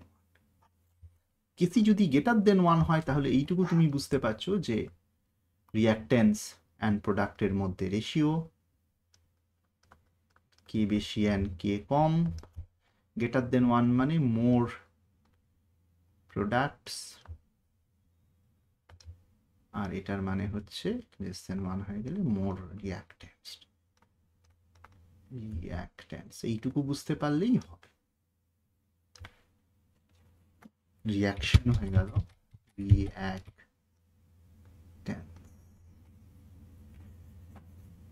That's enough. Which of the following statement is correct for a reversible process in a state of equilibrium? Just ডেফিনিশনটা জিজ্ঞেস করতেই পারে, জাস্ট এইটুকুই, বেশি না দেখলেও চলবে। জাস্ট ডেফিনিশনটা, এই বক্তব্যটুকু আর এই ডেফিনিশনটা, যে at equilibrium delta G naught plus R T L N KC সমান 0, তাই তো? যে কোনো সময় ভুলে গেলে তুমি স্টার্ট করবে, if you forget always start with this, at equilibrium delta g সমান 0, তাহলে delta g RTLN, at equilibrium কিউটা কেসি হয়ে যাবে এবং কিউ সমান কেসি হয়ে গেল, দিস ইজ 0। এই তো কথা, এটাই জিজ্ঞেস করেছে। আর স্যার ওই 2-3টা কোত্থেকে এলো? সরি, এটা 2-3টা কোত্থেকে এলো? কিছু একটা ইউনিট চেঞ্জ করে এসছে, ওটা নিয়ে তোমাকে চিন্তা করার কিছু দরকার নেই। সাম ইউনিট চেঞ্জ, এটা আরটি। এবারে তুমি যদি এই কেসি এর সাম ইউনিট চেঞ্জটা পড়ো, তাহলে ফরগেট হবে 2.30 টা কিছু একটা ইউনিট, আরটাকে তুমি যদি একরকম ইউনিটে লেখো তাহলে একরকম, এটাকে যদি তুমি আর একরকম ইউনিটে রেখো তাহলে আর একরকম। তো আমরা সেই পড়েছি, আমরা ডেসিবেল ফেসিবেল ইত্যাদি করে সামনে একটা লগ, আগে একটা কিছু 2 চেঞ্জ করে নিচ্ছে। কোন ইউনিটটা চেঞ্জ করেছে সেটা আমি বলতে পারবো না, সেটা কেমিস্ট্রি লোকই বলতে পারবে, তো সেটা সমস্যা কিছু না। তো যাই হোক, এইরকম ছোটোখাটো, তাহলে উত্তরটা কী হবে স্যার? এটাই হবে উত্তর।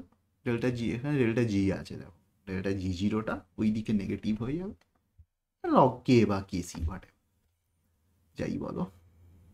বেশ, এবার একটা প্রিন্সিপালের কথা, আমরা প্রায় শেষের দিকে, আমাদের মেন অঙ্ক হয়েই গেছে, কোনো সমস্যা নেই। ভালো করে বারবার দেখবে, এটা বারবার পড়বে, বারবার বুঝবে, এবং এই পিডিএফটিকে দয়া করে সেভ করে রাখবে। পিডিএফটা কোথায় আছে? এই গোটা ক্লাসের পিডিএফটা আছে ডেসক্রিপশন অফ দ্য ভিডিওতে, তোমরা জানো অলরেডি। আর সমস্ত আপডেট পাওয়ার জন্য অনুগ্রহ করে এই হোয়াটসঅ্যাপ যে চ্যানেল, গ্রুপ আর নেই, we are working in a channel, আমরা হোয়াটসঅ্যাপ চ্যানেল, তার লিঙ্কও নিচে দেওয়া আছে, তাহলে হোয়াটসঅ্যাপ চ্যানেলের মধ্যে তুমি কিন্তু জয়েন করতে অবশ্যই, মানে ফলো করবে। বেশ, লাস্ট টেইলিয়ার প্রিন্সিপাল বলছে যে যদি একটি কেমিক্যাল রিয়াকশন অ্যাট ইকুইলিব্রিয়াম, মানে একটা রিয়াকশন অলরেডি ইকুইলিব্রিয়ামে আছে, A + B = C + D, that equation is at equilibrium. এইবার সেখানে তুমি কিছু একটা পরিবর্তন করবে। কি পরিবর্তন করবে? তাকে একটা খুঁচিয়ে দিলাম।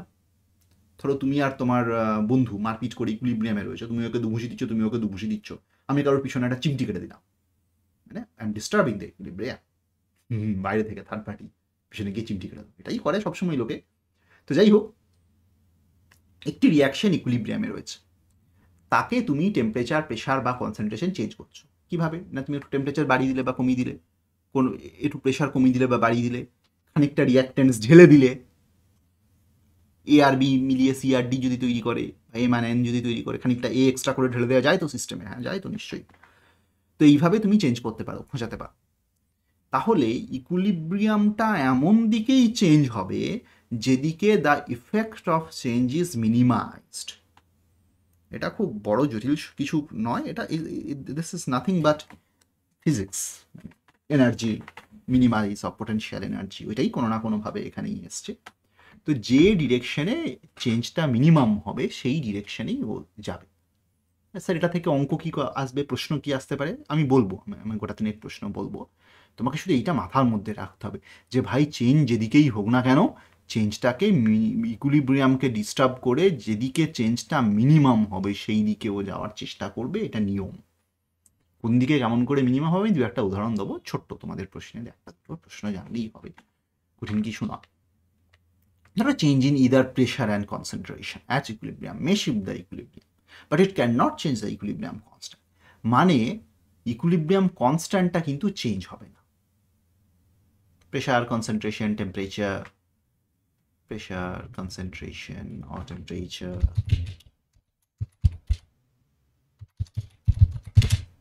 at equilibrium may shift the equilibrium, may বলবেই সবসময় তার মানে may shift the equilibrium but it cannot change the equilibrium constant. Oh sorry আমি একটা জিনিস সরিয়ে ফেলছি, temperature pressure or concentration may shift the equilibrium but cannot change the equilibrium constant. Kp Kc is a function of temperature only. Kc is a function of T, only T. বুঝলে, which depends only on temperature. মনে থাকবে? এটা মনে রেখে কি করব? এই স্টেটমেন্টটা মনে রাখো, যদি স্টেটমেন্টটাই কোনোভাবে প্রশ্নতে দেয়। আর একটা দুটো একটা এখান থেকে করোলারি রয়েছে, উইদাউট এনি প্রুফ আমি সেই করোলারিটা বলে আমি তোমাকে কিভাবে কোয়েশ্চেনগুলো অ্যাড্রেস করবে বলে দেবো। Simple question. তো যাই হোক, বোঝার চেষ্টা যে যদি টেম্পারেচার, এটা থিওরি কিন্তু এটা কোনো অঙ্ক নয়, মানে এটা একটা বক্তব্য, যে যদি টেম্পারেচার বাড়ে, বেশ টেম্পারেচার বাড়ছে, temperature increase, additional amount of heat is given to the system, then an endothermic reaction will proceed faster in the forward reaction. আমি সিস্টেমে টেম্পারেচার যদি বাড়াই তাহলে একটা এন্ডোথার্মিক রিয়াকশন, যে এন্ডোথার্মিক রিয়াকশন মানে কি স্যার এটাই তো জানি না, এন্ডোথার্মিক এক্সোথার্মিক। এন্ডোথার্মিক মানে হচ্ছে যে পরিবেশ থেকে হিট নেয়, এন্ডোথার্মিক মানে হচ্ছে যে পরিবেশ থেকে হিট নেয়। আর এক্সোথার্মিক রিয়াকশন যে পরিবেশকে, মানে সিস্টেম, দুটো জিনিস আছে, সিস্টেম আর সারাউন্ডিং, যে সারাউন্ডিং থেকে তাপ নেয়, মানে যে রিয়াকশনের বাইরে যা কিছু হচ্ছে সবই হচ্ছে সারাউন্ডিং। এখানে পরিবেশ মানে হচ্ছে সারাউন্ডিং। আমরা কেমিক্যাল থার্মোডাইনামিক্সের ক্লাস নেবো, ওটাই মনে হচ্ছে পরের দিন নিতে হবে, তারপরে কেমিক্যাল কাইনেটিক্স। বেশ পরের দিন মানে পরের সপ্তাহে মনে হয় না দিন, দেখা যাক। জিনিসটা করতে ভালোই লাগছে, মজা লাগছে। যে পরিবেশ থেকে তাপ গ্রহণ করে, তাপ নেয়,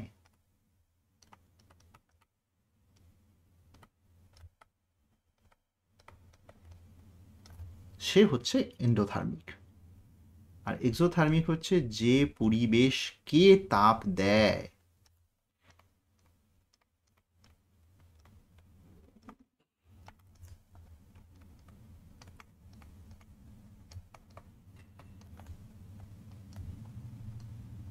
তাপ দেয় মানে ছেড়ে দেয়।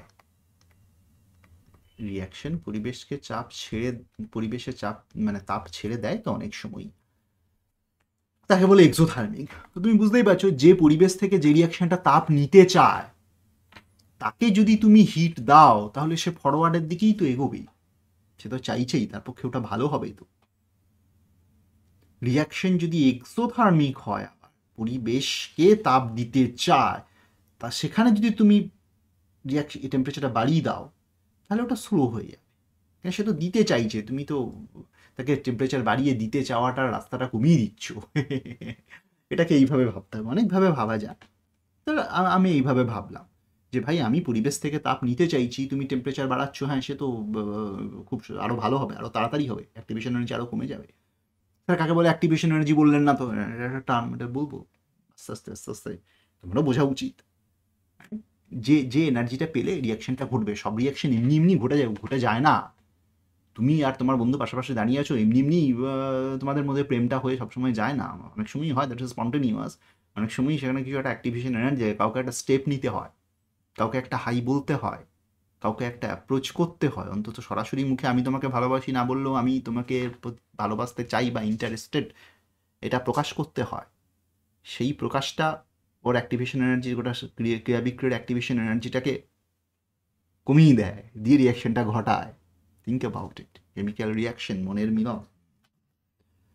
তো ওকে, তো অ্যাক্টিভেশন এনার্জি খুব মজাদার জিনিস, যে এনার্জিটা সিস্টেম পেলে রিয়াকশনটা হবে, আদারওয়াইজ হবে না। তো যাই হোক, ফলে যে পরিবেশ থেকে তাপ নিতে চায় সে রিয়াকশন টেম্পারেচার বাড়ালে তাড়াতাড়ি ঘটবে, কিন্তু যে পরিবেশকে তাপ দিতে চায় সে যত ঠান্ডা থাকে ততই ভালো। পরিবেশ আবার চারদিকে গরম করে দেবে, ভাল লাগবে না তা। তো যাই হোক, তাহলে এক্সোথার্মিক রিয়াকশন যদি হয়, তুমি যদি টেম্পারেচার বাড়িয়ে দাও, reaction will proceed in the reverse direction, রিভার্সের দিকে যাবে। যদি এন্ডোথার্মিক হয় তাহলে টেম্পারেচার যদি বাড়াও তাহলে রিয়াকশন ফরওয়ার্ডের দিকে যাবে, এবং ভাইসি ভার্সা। রিয়াকশন কমিয়ে দেওয়াটা এ পছন্দ করবে না, রিয়াকশন কমিয়ে দেওয়াটা, টেম্পারেচার কমিয়ে দেওয়াটা এ পছন্দ করবে। তো তুমি একটা টেবিল বানাতে পারো যে এন্ডোথার্মিক,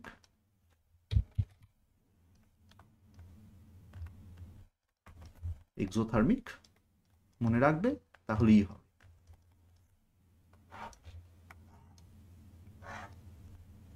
এবং টেম্পারেচার,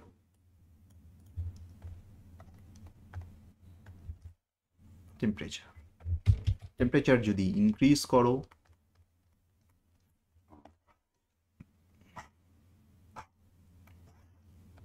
এ তাহলে ফরওয়ার্ডের দিকে এগোবে, এ রিভার্সের দিকে এগোবে।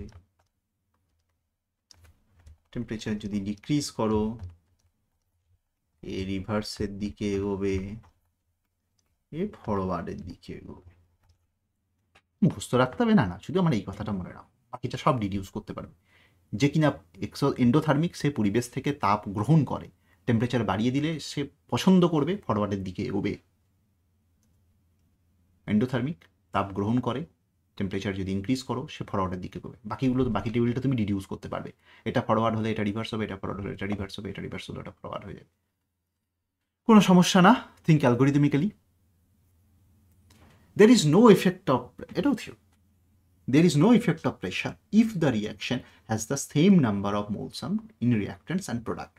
যদি delta Ng, sorry, Ng, mostly Ng, if delta Ng is 0, no impact, no effect of pressure change. মনে রাখবে, আজকেরটাতে কিন্তু 30-এ 2, বটেই 2, 3ও হতে পারে, বটেই 2, আজকের ক্লাস মানে 30-এ বটেই 2। যদি ডেল্টা এনজি সমান 0 হয়, প্রেশার পরিবর্তনের কোনো প্রভাব নেই, অ্যাবসলিউটলি নেই। প্রেশারের প্রভাব আছে, ইফেক্ট ইজ সিন ইফ প্রেশারের ইফেক্ট আছে, if the number of moles of reactants of the products and reactants and products are different. অবশ্যই এখানে দেখো ডেল্টা এনজি ক্যালকুলেট করা তুমি আগেই শিখেছো, -2. The reaction will proceed in the direction where number of moles is decreased. For example, এইটাতে delta NG সমান -2, এইদিকে কমে গেছে। প্রেশার যদি বাড়াই রিয়াকশন ফরওয়ার্ডের দিকে যাবে। কেন প্রেশার বাড়ানোটা কেন পছন্দ করবে ও? সেটাই খুব স্বাভাবিক, প্রেশার বাড়ানোটা পছন্দ করবে, কারণ নাম্বার অফ মোলসটা কমে গেছে। নাম্বার অফ মোলসটা যখন কমে গেছে তার মানে সে কি করতে চায়, সে হচ্ছে যে কম প্রেশার হলে খারাপ নয়, মোর প্রেশার, এই বেশি সংখ্যক পরমাণু, মানে সেই বেশি জায়গা নিতে চায়, বেশি প্রেশার করে। তোমরা তো জানো যে এসটিপিতে, স্ট্যান্ডার্ড টেম্পারেচার অ্যান্ড প্রেশারে 1 অ্যাভোগাড্রো সংখ্যক মলিকুল 22.4 লিটার জায়গা নেয়। তো যদি যেখানে নাম্বার অফ মোলসটা বেশি, নাম্বার অফ অ্যাভোগাড্রো সংখ্যাগুলো যেখানে বেশি, সে একটু বেশি ভলিউম নিতে চাইবে। কিন্তু তোমার সিস্টেম যেহেতু ক্লোজ, তোমার সিস্টেম তো ফিক্স ভলিউম, তাহলে তার প্রেশারটা বেড়ে যাবে। বাঁদিকে প্রেশার বেশি, ডান দিকে pressure com. This is the মানে ভবিতব্য এই রিয়াকশনটার ইন এ ক্লোজ সিস্টেম। তাহলে ডান দিকে প্রেশারটা কম হলে ভালো, খারাপ নয়। দিকে প্রেশার বেশি হবে, ডান দিকে প্রেশার কম হবে, এটাই তোমার ক্লোজ সিস্টেমটাতে প্রেশার একই থাকবে, সেটা অন্য ইস্যু। কিন্তু this right forward reaction wants to decrease the pressure. তো যাই হোক, তাহলে যে বললাম ভুলভাল বললাম বলা। বাঁ দিকে প্রেশার বেশি, ডান দিকে প্রেশার কম। প্রেশার বেশিটা ডান দিকের প্রেশার, এ কম প্রেশার চায়, এটা এইভাবে ব্যাখ্যা করাটা ভুল হবে। আমি রিপিট করছি আর একবার, যে লেফট হ্যান্ড সাইডে মোলস বেশি, রাইট হ্যান্ড সাইডে মোলস কম। প্রেশার বাড়া মানে রিয়াকশন টেন্ডস টু মুভ যেদিকে মোলস কম, অফকোর্স, কেন প্রেশার বেশি, সে প্রেশার কমাতে চাইবে রিয়াকশনটা হলে। তাহলে রিয়াকশনটা হয়ে মোলটা কমে যাচ্ছে, মানে মোল কমে যাচ্ছে মানে প্রেশার কমে যাওয়ার চেষ্টা করবে। So that favours increased pressure. Increase pressure মানে রিয়াক্টেন্স বেড়ে যাচ্ছে, মানে ঘটনাটাকে ঘটতে সাহায্য করবে, মানে এই প্রেশারটা কমিয়ে দিয়ে ঘটনাটাকে ঘটাবার সাহায্য করবে, এইভাবে ভাবতে পারো। তো যাই হোক, তুমি যদি ম্যাথমেটিক্যালি ভাবতে চাও, দিস ইজ নাথিং, মানে কোনো সমস্যা নেই, যে পি ইনক্রিজ, কোন দিকে মোল কম সেই দিকে যাওয়ার চেষ্টা করো। মোল কম কোন দিকে? এখানে ফরওয়ার্ডের দিকে, সবসময় ফরওয়ার্ডের দিকে মোল কম হবে সেরকম তো নয়। তাহলে where number of moles is decreased, তাহলে ছোট করে এটাতে অঙ্ক আছে না, অঙ্ক একটা ছোট আছে, বলে দিচ্ছি। তুমি এখানে একটা ছোট টেবিল করতে পারো, পি ইনক্রিজড মানে হচ্ছে ফরওয়ার্ড বা রিভার্স ওইটা বলা চলবে না, যে delta N G greater than 0 সেই দিকে যাবে, রিয়াকশন উইল গো টু, আবার উল্টো বলছি, দেখো, যে যেদিকে কম, যেদিকে নেগেটিভ সেই দিকে যাবে। বেশি দিয়ে করেছে, এটা টেবিল বানাতে পারলাম না, দরকার নেই, তুমি এটা মনে রাখো। দু একটা উদাহরণ, ছোট উদাহরণ, ওজন, অক্সিজেন থেকে ওজন হয়ই না খুব একটা, ভয়ঙ্কর এন্ডোথার্মিক রিয়াকশন, পরিবেশ থেকে তাপ নিতে চায়। তাহলে পরিবেশ থেকে যে জিনিস তাপ নিতে চায় সে টেম্পারেচার দিলে পছন্দ করবে কি করবে না, এই যে আমরা ব্যাখ্যা করেছিলাম, এন্ডোথার্মিক রিয়াকশন, টেম্পারেচার যদি ইনক্রিজ করো ও ভালো লাগবে, ও কেন ও চাইছেই এটা, পরিবেশ থেকে তাপ নেয় যে টেম্পারেচার ইনক্রিজ করা তার পক্ষে সুবিধাজনক হওয়ার, তো হাই টেম্পারেচার লাগবে, এন্ডোথার্মিক হাই টেম্পারেচার ফেভার করবে সিস্টেমটাকে, হাই টেম্পারেচার ফেভার। এইবার delta n g negative in forward direction, 3 mole থেকে 2 মোল হচ্ছে, তাহলে ফরওয়ার্ডে যেতে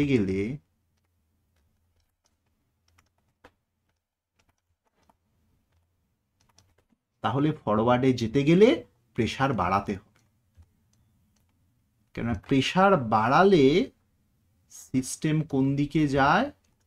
সিস্টেম সেই দিকেই যায় যেদিকে ডেল্টা এনজি ইজ নেগেটিভ, যেদিকে মোলের সংখ্যা কমে প্রেশার বাড়ালে সেই দিকে যায়। এইভাবে আমি বলে দিতে পারি, যেদিকে নাম্বার অফ মোলস কমে যায়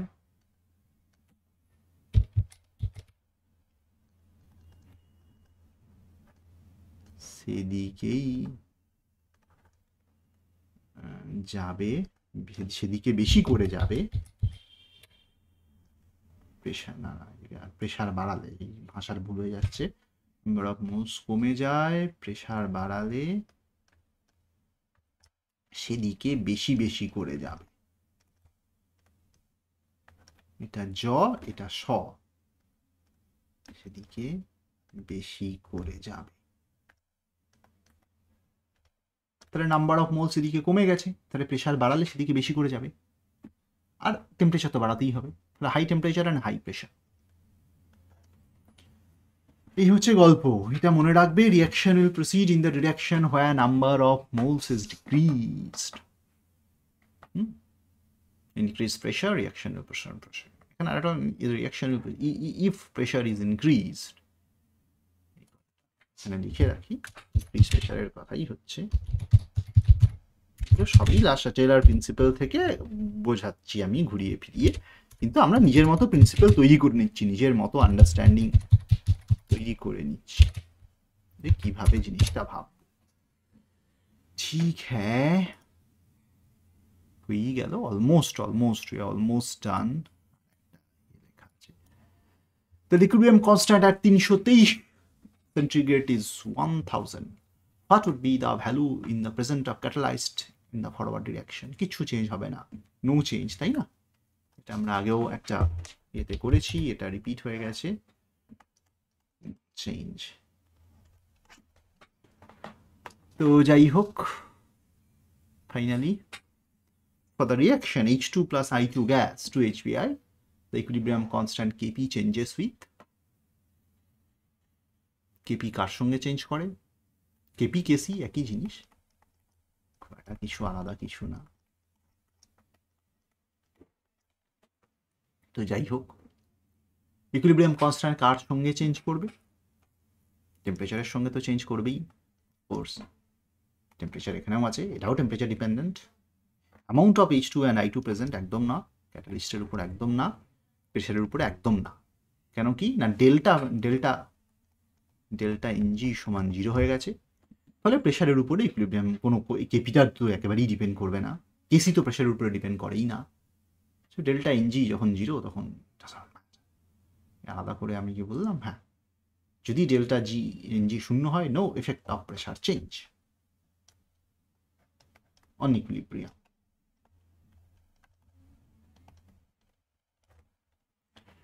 তাহলে মোটামুটি এর মধ্যেই ডান। তাহলে কেমিক্যাল এতক্ষণ যারা কোনো না কোনোভাবে শুনেছো, টানা নিশ্চয়ই শুনছো না, অনেকভাবে শুনছো, এগিয়ে পেছিয়ে শুনছো।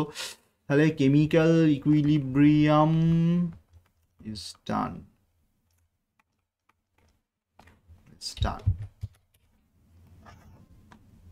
উইল গেট, আমরা পাবো at least 2 question আমরা স্টেপ বাই স্টেপ করব out of 30 question from chemistry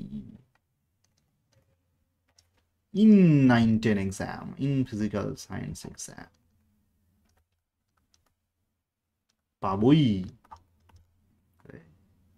ধীরে ধীরে একটু একটু করে আমরা এগোলাম। 2 নম্বর পেয়ে গেলাম আজকে, ভালো করে পড়ে ফেলবে। এর প্র্যাকটিস সেট আলাদা করে আমি আর দিতে পারবো কিনা আমি জানি না, অনেক পরিশ্রম হয়েছে, অনেক খেটেছি, অনেক লড়াই করেছি। দেখি যদি পারি কেমিস্ট্রি প্রবলেম সেটও দেবো, না দেবো না, কিন্তু এই স্লাইড তোমাকে 2 নম্বর দেবেই, এই পিডিএফ তোমাকে 2 নম্বর দেবেই। এসএলএসটির ফিজিক্যাল সায়েন্স পরীক্ষায় দিতে বাধ্য। আমি যদি 7টা ক্লাস নিতে পারি, যা ভেবেছিলাম, আমি তোমাকে 14 নম্বর দিয়ে দেবো, কোনো না কোনোভাবে 30-এর মধ্যে 14, 12 বা 14। বাকিটা অর্গ্যানিকে ভাবতেই পারছি না, ফিজিক্যাল পড়ছি আমি, সেটুকু মেনে নেওয়া যায়। গোল গোল ইঞ্জিনিয়ারিং আর একখানা করে আঁকছি, আমি ভাবতেই পারছি না। তো দেখা যাক লেটস সি আমার ফিজিক্সের লোকের কেমিস্ট্রি পড়ানো কেমন লাগলো। আমার ফিজিক্সের ছেলেরা অতি অবশ্যই কমেন্ট করবে এবং আমাকে জানাবে। সাহস করে করেই ফেললাম, দেখি না কেমন লাগে। চলো আপাতত আজকে এই দীর্ঘ ক্লাস শেষ হলো, 1.5 ঘন্টা। চলো বাই বাই। আর আমাদের পরীক্ষা 22, 23, 24-এর মধ্যে শেষ করবে। তারপরে এই পরের সপ্তাহে কিন্তু আমাদের হিটের পরীক্ষা, হিট অ্যান্ড থার্মোডাইনামিক্সের, পিজি এবং ইউজি, মানে পিজিদের মানে অনার্সদের, 11-12দের জন্য, 9-10দের জন্য। চলো প্রিপারেশন নিতে থাক, টাটা।